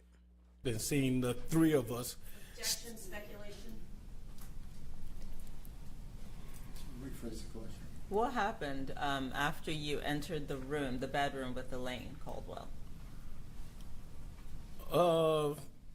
Ronnie attempted to with the gun, and she started screaming when she saw an uninvited guest behind me with the gun to my head, and she just started screaming hysterical. And then what happened after that? And, okay, so when she was screaming hysterical, and I kept telling her to be quiet, and he kept handing the gun to my head, and he kept saying, well, where's the money? And she kept screaming, and then he pointed the gun at her, and he kept saying, be quiet, and I kept trying to tell her to be quiet too. And then my daughter was crying also and stuff. And and my daughter kept screaming, she was crying and stuff too. And then Ronnie had pointed the gun, and he told her that he wasn't gonna hurt her, and he kissed her on the forehead and said, I'm not gonna hurt you and stuff. So what the fuck? He kissed his daughter on the forehead? Oh, that's crazy. That's crazy, family. So he pointed the gun back at Elaine because she kept screaming and stuff. So what I did was I reached for the gun, and we went to tussling with the gun and stuff like that, and the gun went off. I thought that the it shot up in the ceiling, but it hit her in the head. Okay. Did you see Elaine Caldwell get hit in the head? or get shot? Yes. And then how did she react after she got shot? Well, she fell. Okay. What did the defendant do after that? Oh, we all, three of us, we all freaked out. You know what I'm saying? That the gun went off in the bedroom and seen her fall and stuff. And he kept saying where the money was. And then my daughter said, it's out there in the car. It's in the trunk out there in the car and stuff. So he was leading us out, going out the front door and stuff. And once we did get out the front door, I pushed my daughter and I told her to run and stuff. And Ronnie ran down one way and I ran across the street trying to get help. At some point, did you give Ronnie Walker money? Yes. Okay. How much did you give him? Probably about $500 I had in my back pocket. At what point did you give him this money? Is it before you went into the bedroom with Elaine Caldwell or after? I can't quite remember, but I think he probably took it before we went in the bedroom with Lanier. So after Mr. Okay, I'm wondering about that too, because if the daughter was saying go to the car, it's in the trunk, it's like, dang, was y'all drug dealers and he came to rob y'all? Was this a robbery of a drug dealer robbery? I mean, not that it makes it any better, but I just want to know, was y'all drug dealers? Do you see that person who was in your home and shot Elaine Caldwell in the courtroom today? Of course I do. Can you please identify him by an article of clothing? Yes, right there with the gray suit on with the sunglasses or whatever shades on. Sent to the table right there. May the record reflect the witness has identified the defendant? Yes, sir. Okay. And so, do you know which one happened first in time? Do you remember whether when he entered the home and he asked you for money, whether he ultimately got that money from you before you went into the bedroom? On a scale from 1 to 10, I give it an 8 that he took it. I gave him the money before we went into the bedroom. Okay. And do you remember Mr. Ronnie Walker still asking for more money? Oh, of course. Okay. So tell us what happened at that point. When we was in the bedroom. After you gave him the $500, was there a time that he asked for more money? Yes, when we walked into the bedroom. See, he took the money from me while we was in the den. Okay. As we was walking to the room where Elaine was doing her hair at, right? That's when he kept asking for more money. Okay. All right. And after Elaine Caldwell was shot, did he continue to ask for more money? No. Did he take you outside for more money? Right. Yeah, we walked back outside because my daughter had said that it's in the... Goes to, okay.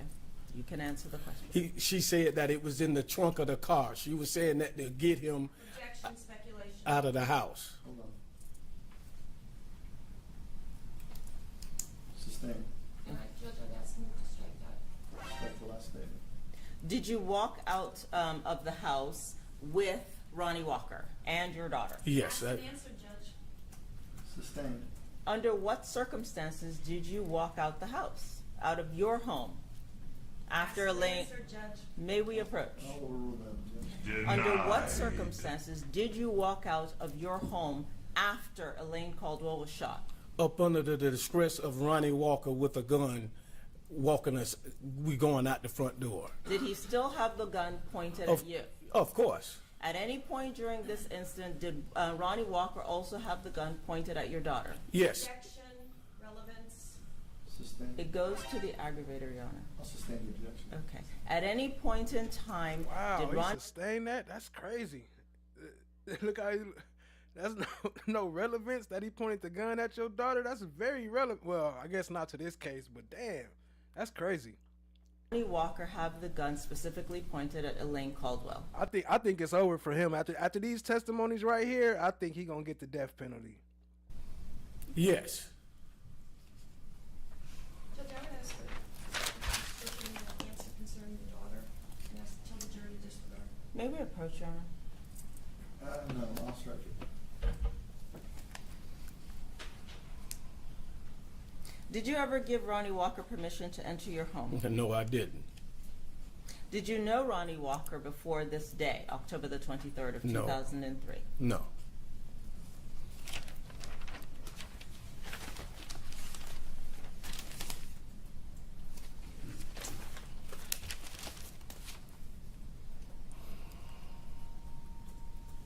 Yeah, Joni Jarvis, Fodak. have a moment? Yes, ma'am. That kissed his daughter. That's a crazy one. The jury, I know the jury heard that. We all heard that. That's a shocking little part. If it do matter if it's true or not, but even if it's not, it sounded true. So that's looking super bad on him.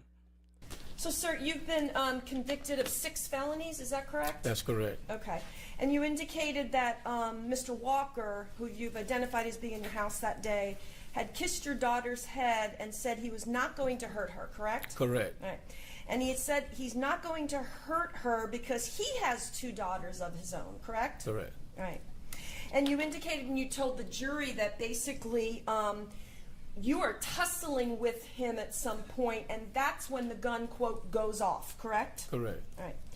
And at some point, Mr. Walker tried to get out of the house, didn't he? Of course, all of us tried to get yes.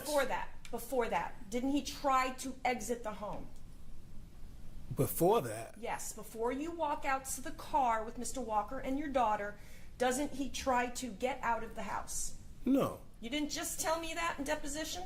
No, when I said what I said was we all was going out of the house, not him trying to get out of the house on his own and leave us in there. Okay. We was all going out to the car, so-called, to get money from out of the trunk of the car. Okay, understood. So are you was he a dope dealer keeping money in the trunk?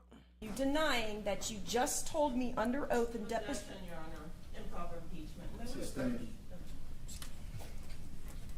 Well, let me ask you this question Okay. and see. Did you in fact just give us a deposition? Yes, I did. Improper impeachment. Overruled. Did you just give us a deposition? Yes, I did. Were you placed under oath at the time? Yes, I were. Okay, and did you speak with myself and Miss Fawcett? Yes, I did. Right? All right. Let me ask you, did you make the following response to the following question or the following response and tell us that at some point before you walk outside with Mr. Walker and your daughter, Mr. Walker was trying to get out of the house on his own? Maybe I misunderstood what you were saying. Everybody If I did, hold on. One at a time.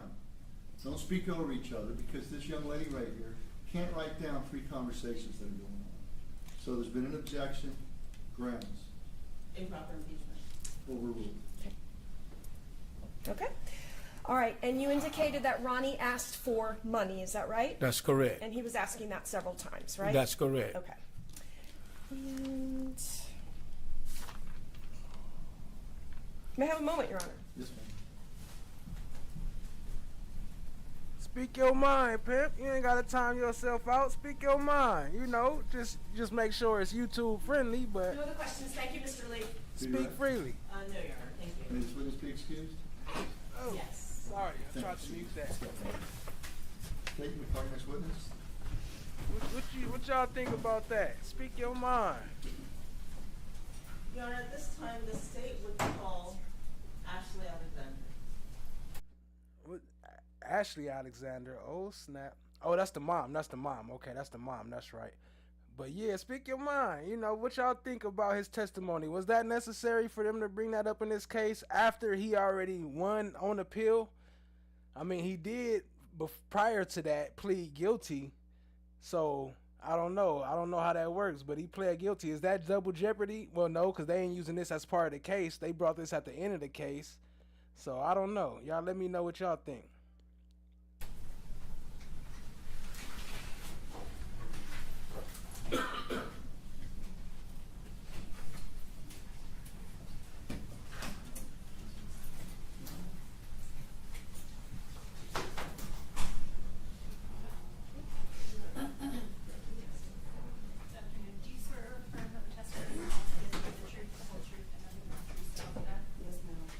Ms. Alexander is approaching the podium. May Ms. Fawcett and I approach? Sure, come on up.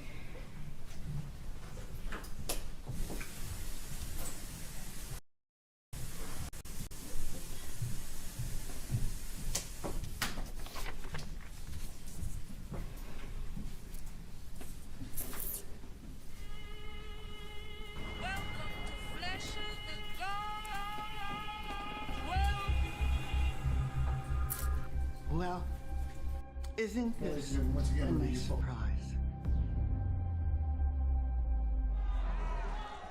part of the original instruction I gave you. Once again, the state is about to present evidence of the existence of an aggravating factor. Victim impact evidence may be presented. Such evidence is only presented to demonstrate Alexia Alexander's uniqueness as an individual and the loss to the community by the victim's death. However, the victim impact must not be considered by you as an aggravating factor. Judge, may we approach? Yes.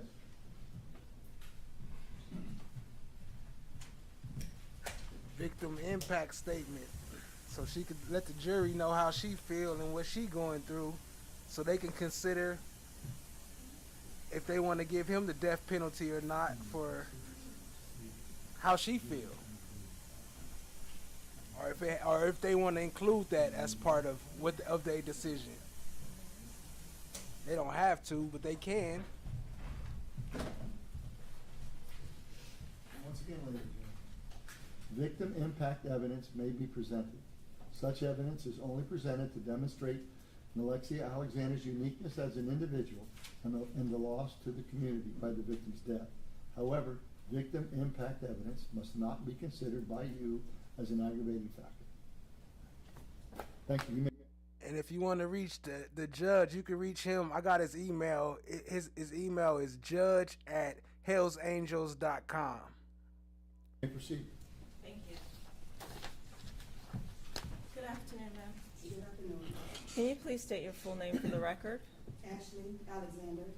And ma'am, how are you related to Alexia Alexander? I'm her mother. Did you prepare a victim impact statement? Yes, ma'am, I have.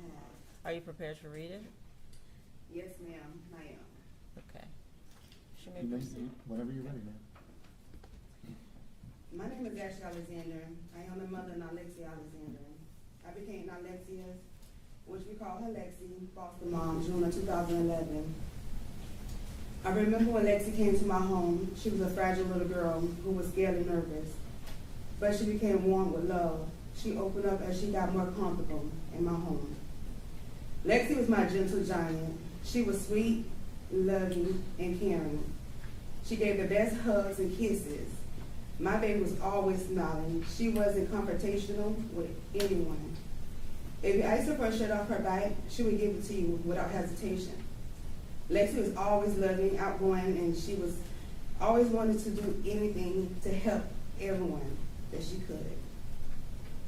The past 2 years having the girls, I grew very fond of Lexi and her sister. So in April 2013, I decided to adopt Lexi and her sister. Not only because I love the girls, but because I wanted them to have a forever home. We always did fun things such as picnics, going to the beach, and of course the pool every weekend. Lex loved water. Lex loved helping in the kitchen, cooking, and preparing meals for our dinner movie nights. When she was younger, Lex and her sister and I would always sit in a room and watch a Disney movie. Frozen, Monster High was our favorite. She loved Shopkins, and for Christmas, she always told me, Mom, I want all Shopkins, everything. So I would take the girls to my mom's house late at night just to go out looking for Shopkins in the store. I went from Walmart to Toys R Us, Target, and Ross. Wherever they had kids' toys, I was there. As Lexi grew older, I had to learn to adjust and grow and change with her personality. As she became a preteen, she got into the different hairstyles, different music types. She loved to dance, sing, and dress up. Lexi had dreams of becoming a fashion designer. She wanted to graduate high school and go to college in New York City.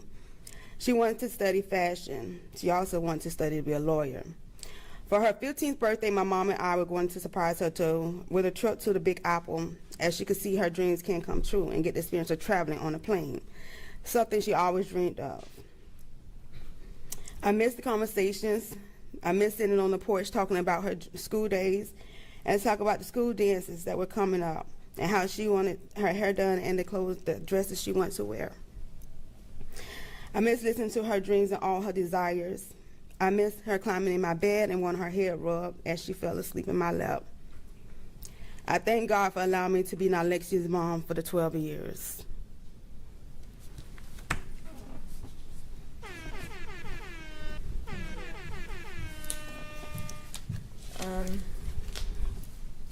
Showing you what has been pre-marked as Exhibit 4A through J. Do you recognize these photographs?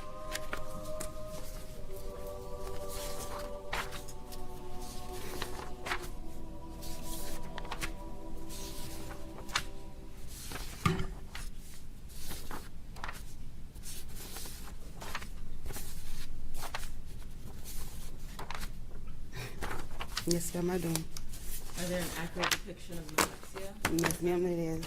Your Honor, at this time, the state would move into evidence State Exhibit 4A through J. Same objections, Judge. Same rule, I'll allow it. Publishing, State A through J. Bruh.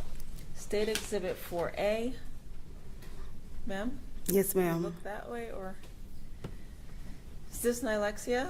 Yes, ma'am. Do you remember what was happening at this point? That was her 4th birthday. It was at Chili's celebrating. State Exhibit 4B. First day of kindergarten.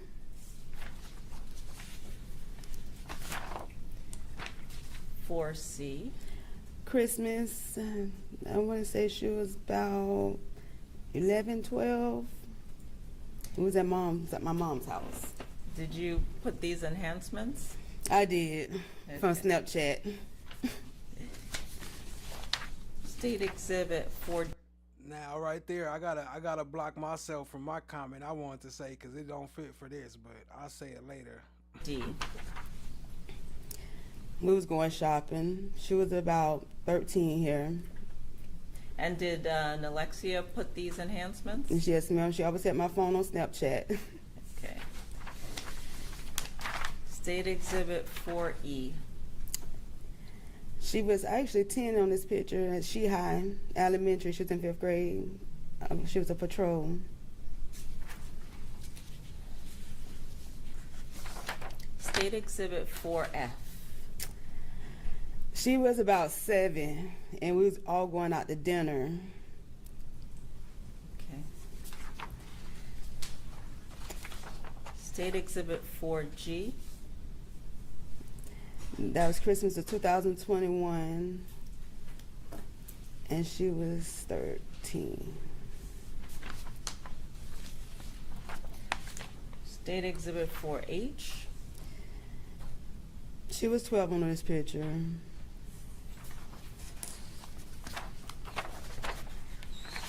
State Exhibit 4I. Her 5th grade banquet at She High. That was her 5th grade banquet at She High. And State Exhibit 4J.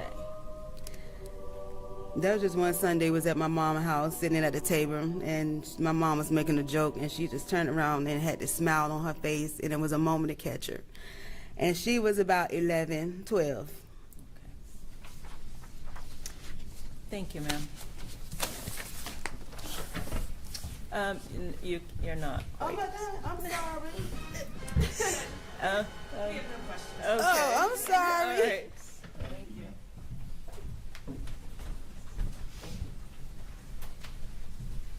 State, next witness. Yes, the state would call Lexi Alexander.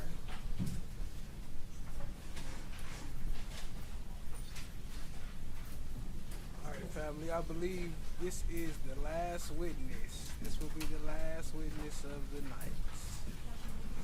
Y'all hit that like button. Hit that subscribe. Tap in, share with a friend.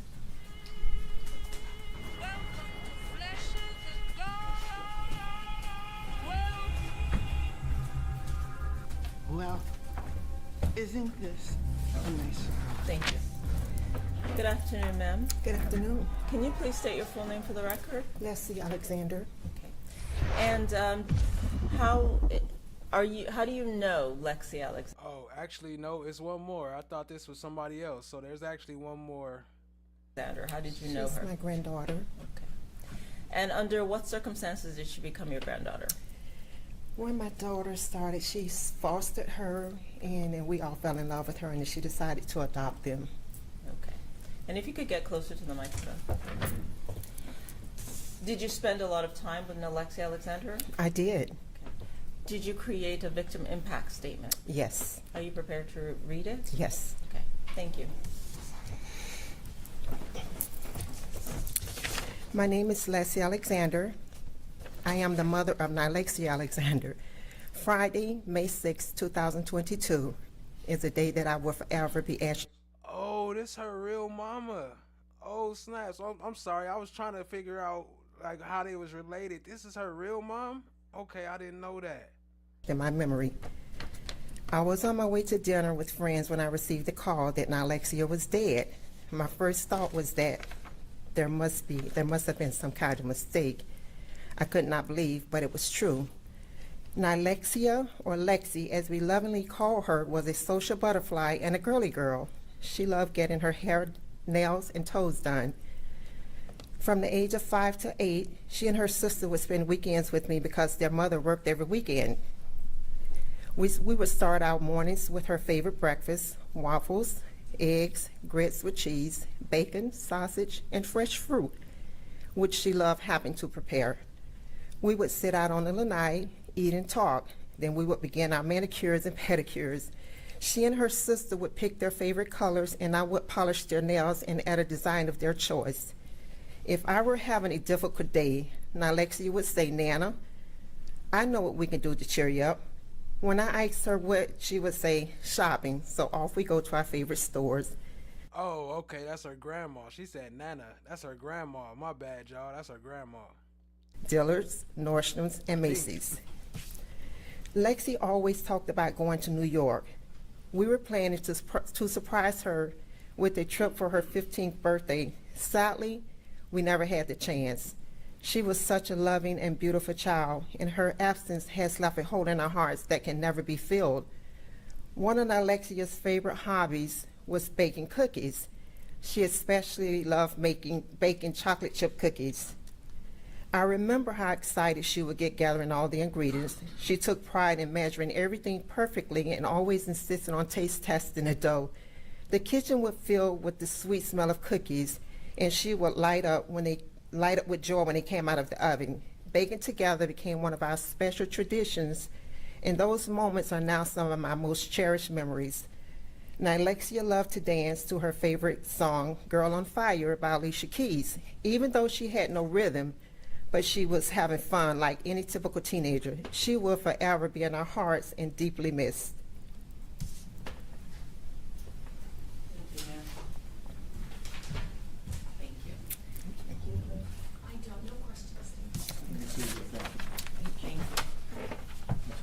Yes, the state would call Miss Gatson Yarborough. So I believe this is the last witness here. This time. It'd be a lighter skinned lady, I believe. Do you swear or affirm that the testimony you're about to give will be the truth, the whole truth, and nothing but the truth, so help you God? Yes. Thank you, ma'am.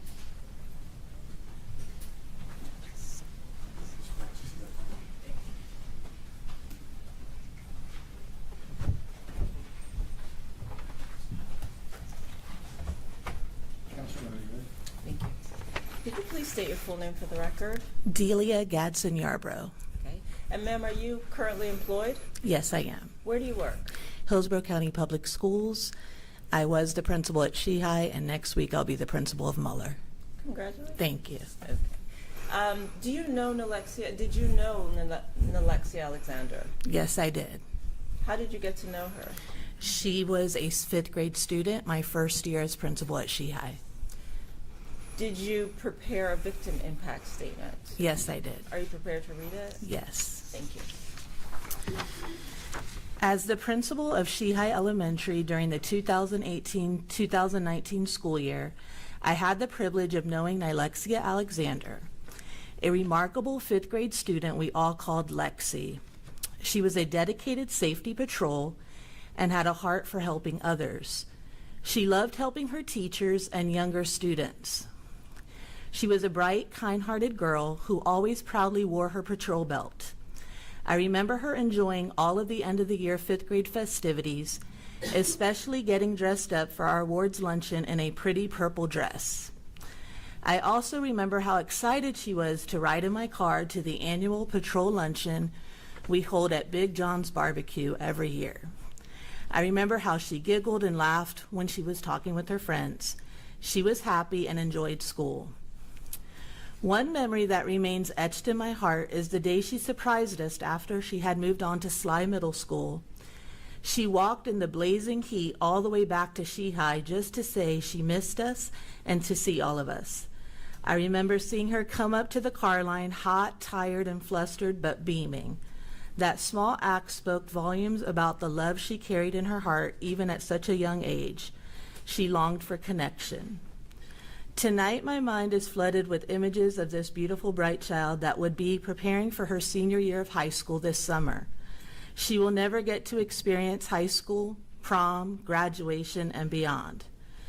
In my 29 years as an educator in this community, I've had the privilege of working with thousands of students over the years. Some stand out more than others, but Lexi was truly special. She was always so caring and wanted to be a part of our school even after she moved on. Her smile could light up a room, her laugh was contagious, and her voice was full of kindness. I will never forget Lexi. She will always have a special place in my heart. Her memory will forever remind us of the love and joy she brought into our lives. Respectfully, Lexi's elementary school principal. Thank you, ma'am. Thank you. Thank you. Thank you, ma'am. All right. Okay. Come on up.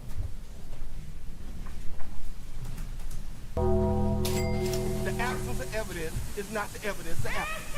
What?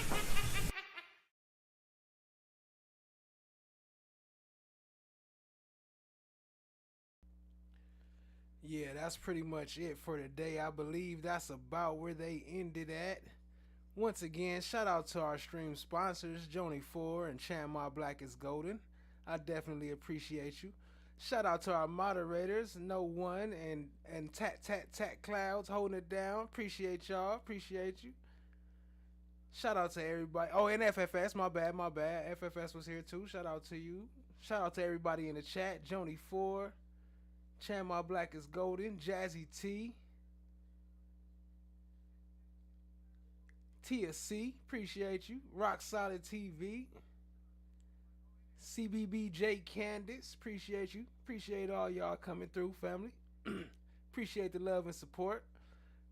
I will play this clip one more time before we go, but that's crazy, yo, family. He got convicted, man. So, I mean, I don't know how I feel. I don't know. I'm kind of 50-50. I mean, the evidence do prove that he was there, allegedly. No, I'm just playing, but it do seem to prove that he was there. I don't know how I feel about it with the other person. I think maybe he should have been part of it too. Lock both of them up, but I don't know. Y'all let me know in the chat. Oh yeah, and I do wonder, do y'all like nighttime lives, daytime lives, or do y'all prefer when I just make videos and just release them without going live? I'll drop them polls in the chat real quick. And other than that, I appreciate y'all being here. Much love to everybody. Definitely appreciate all the love. Joni 4, Chan My Black is Golden, FFS, No One, Tat, Tia C, appreciate y'all all, and much love. Hey yo, peace family. Welcome back to Flesh of the God. A jury of 12 found him guilty of first-degree murder. Isn't this a nice surprise? Guilty as charged. They smell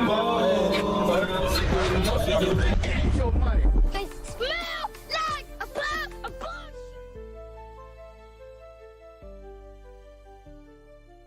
Bruh.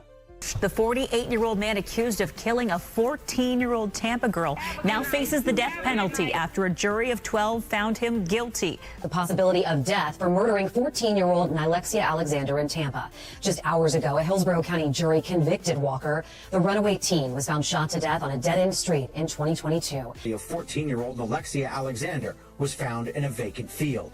They said she was shot 3 times in the head. It was very hard hearing the details of what took place, how it took place, how many times my baby was shot. What stories for me? This is an animal. They just need to just keep him locked up. These are scenes of her nightmare's aftermath. In 2003, Veronica was home with her grandmother, Elaine Caldwell, when Walker broke in, demanded money from Elaine's boyfriend, and killed her in front of them. Detectives were turned on to Walker by the boyfriend, who said he'd heard via rumor who the killer was. It took 2 jury trials for him to be found guilty of manslaughter and armed robbery. Walker got life in prison, but his attorneys won an appeal, with a judge citing an inappropriate use of hearsay evidence. I do want to know the motive. I want to know what she could have done, what she could have said. Ashley adopted Nalexia when she was 4, after years shuffling through foster homes. Nalexia became obsessed with finding her birth parents, but when an opportunity to meet them went south, her mother says Nalexia ran away time and again. How she met Walker in the first place is still unknown to her mother. I'm waiting on justice. I pray the jurors listen out to the evidence that the prosecutors have, and I pray they understand this was a child that was taken by a grown man. Walker was given a life sentence for manslaughter in 2010, but was let out after an appeal in 2016. This time, an accused accomplice might also testify. Robert Creed is charged with accessory to murder after the fact. He got mad and went screaming and yelling, telling him, like, get out of his car, get out my car. Robert Creed Jr. details what he says happened the night of May 6th. I heard a gunshot. I looked in the bike seat, I seen her holding like her chest. He says Walker had been driving around looking for Nalexia that night. When she got in the car, he says Walker asked if she was having sex with others before shooting her. Prosecutors questioning whether the two had been in a relationship. Telling me, don't say nothing, don't tell nobody, or you're gonna kill me too. Peace, love, and joy. Peace, love, and joy. Shout out to our stream sponsors once again, and shout out to all of you for being here. Shout out to everybody who hit the like button, everybody who showed up and just chill with us. Appreciate y'all, even if you was only here for 10 seconds. Much love. Until next time, stay fresh and stay blessed. Peace out.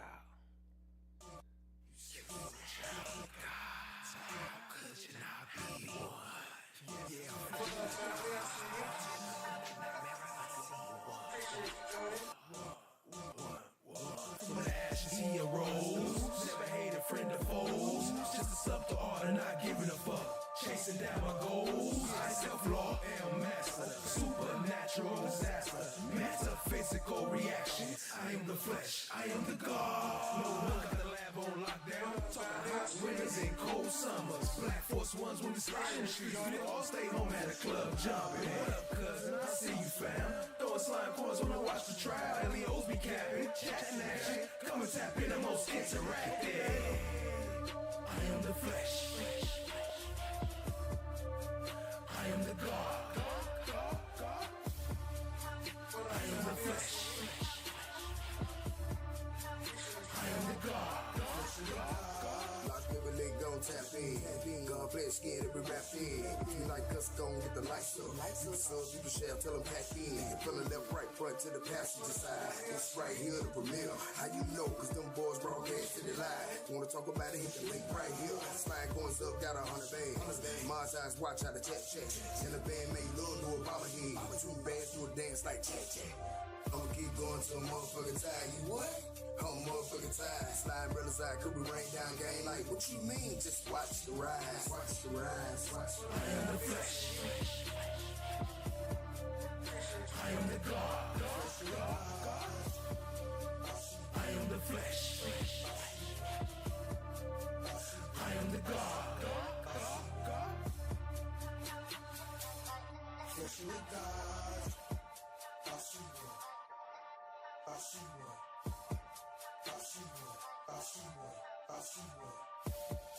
I am the flesh. I am the God. I am the flesh. I am the God.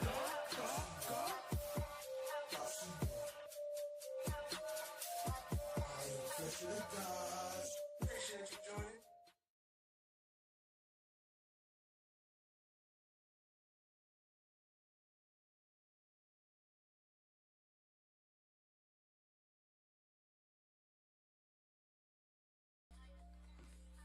Yo, shout out to our stream sponsors.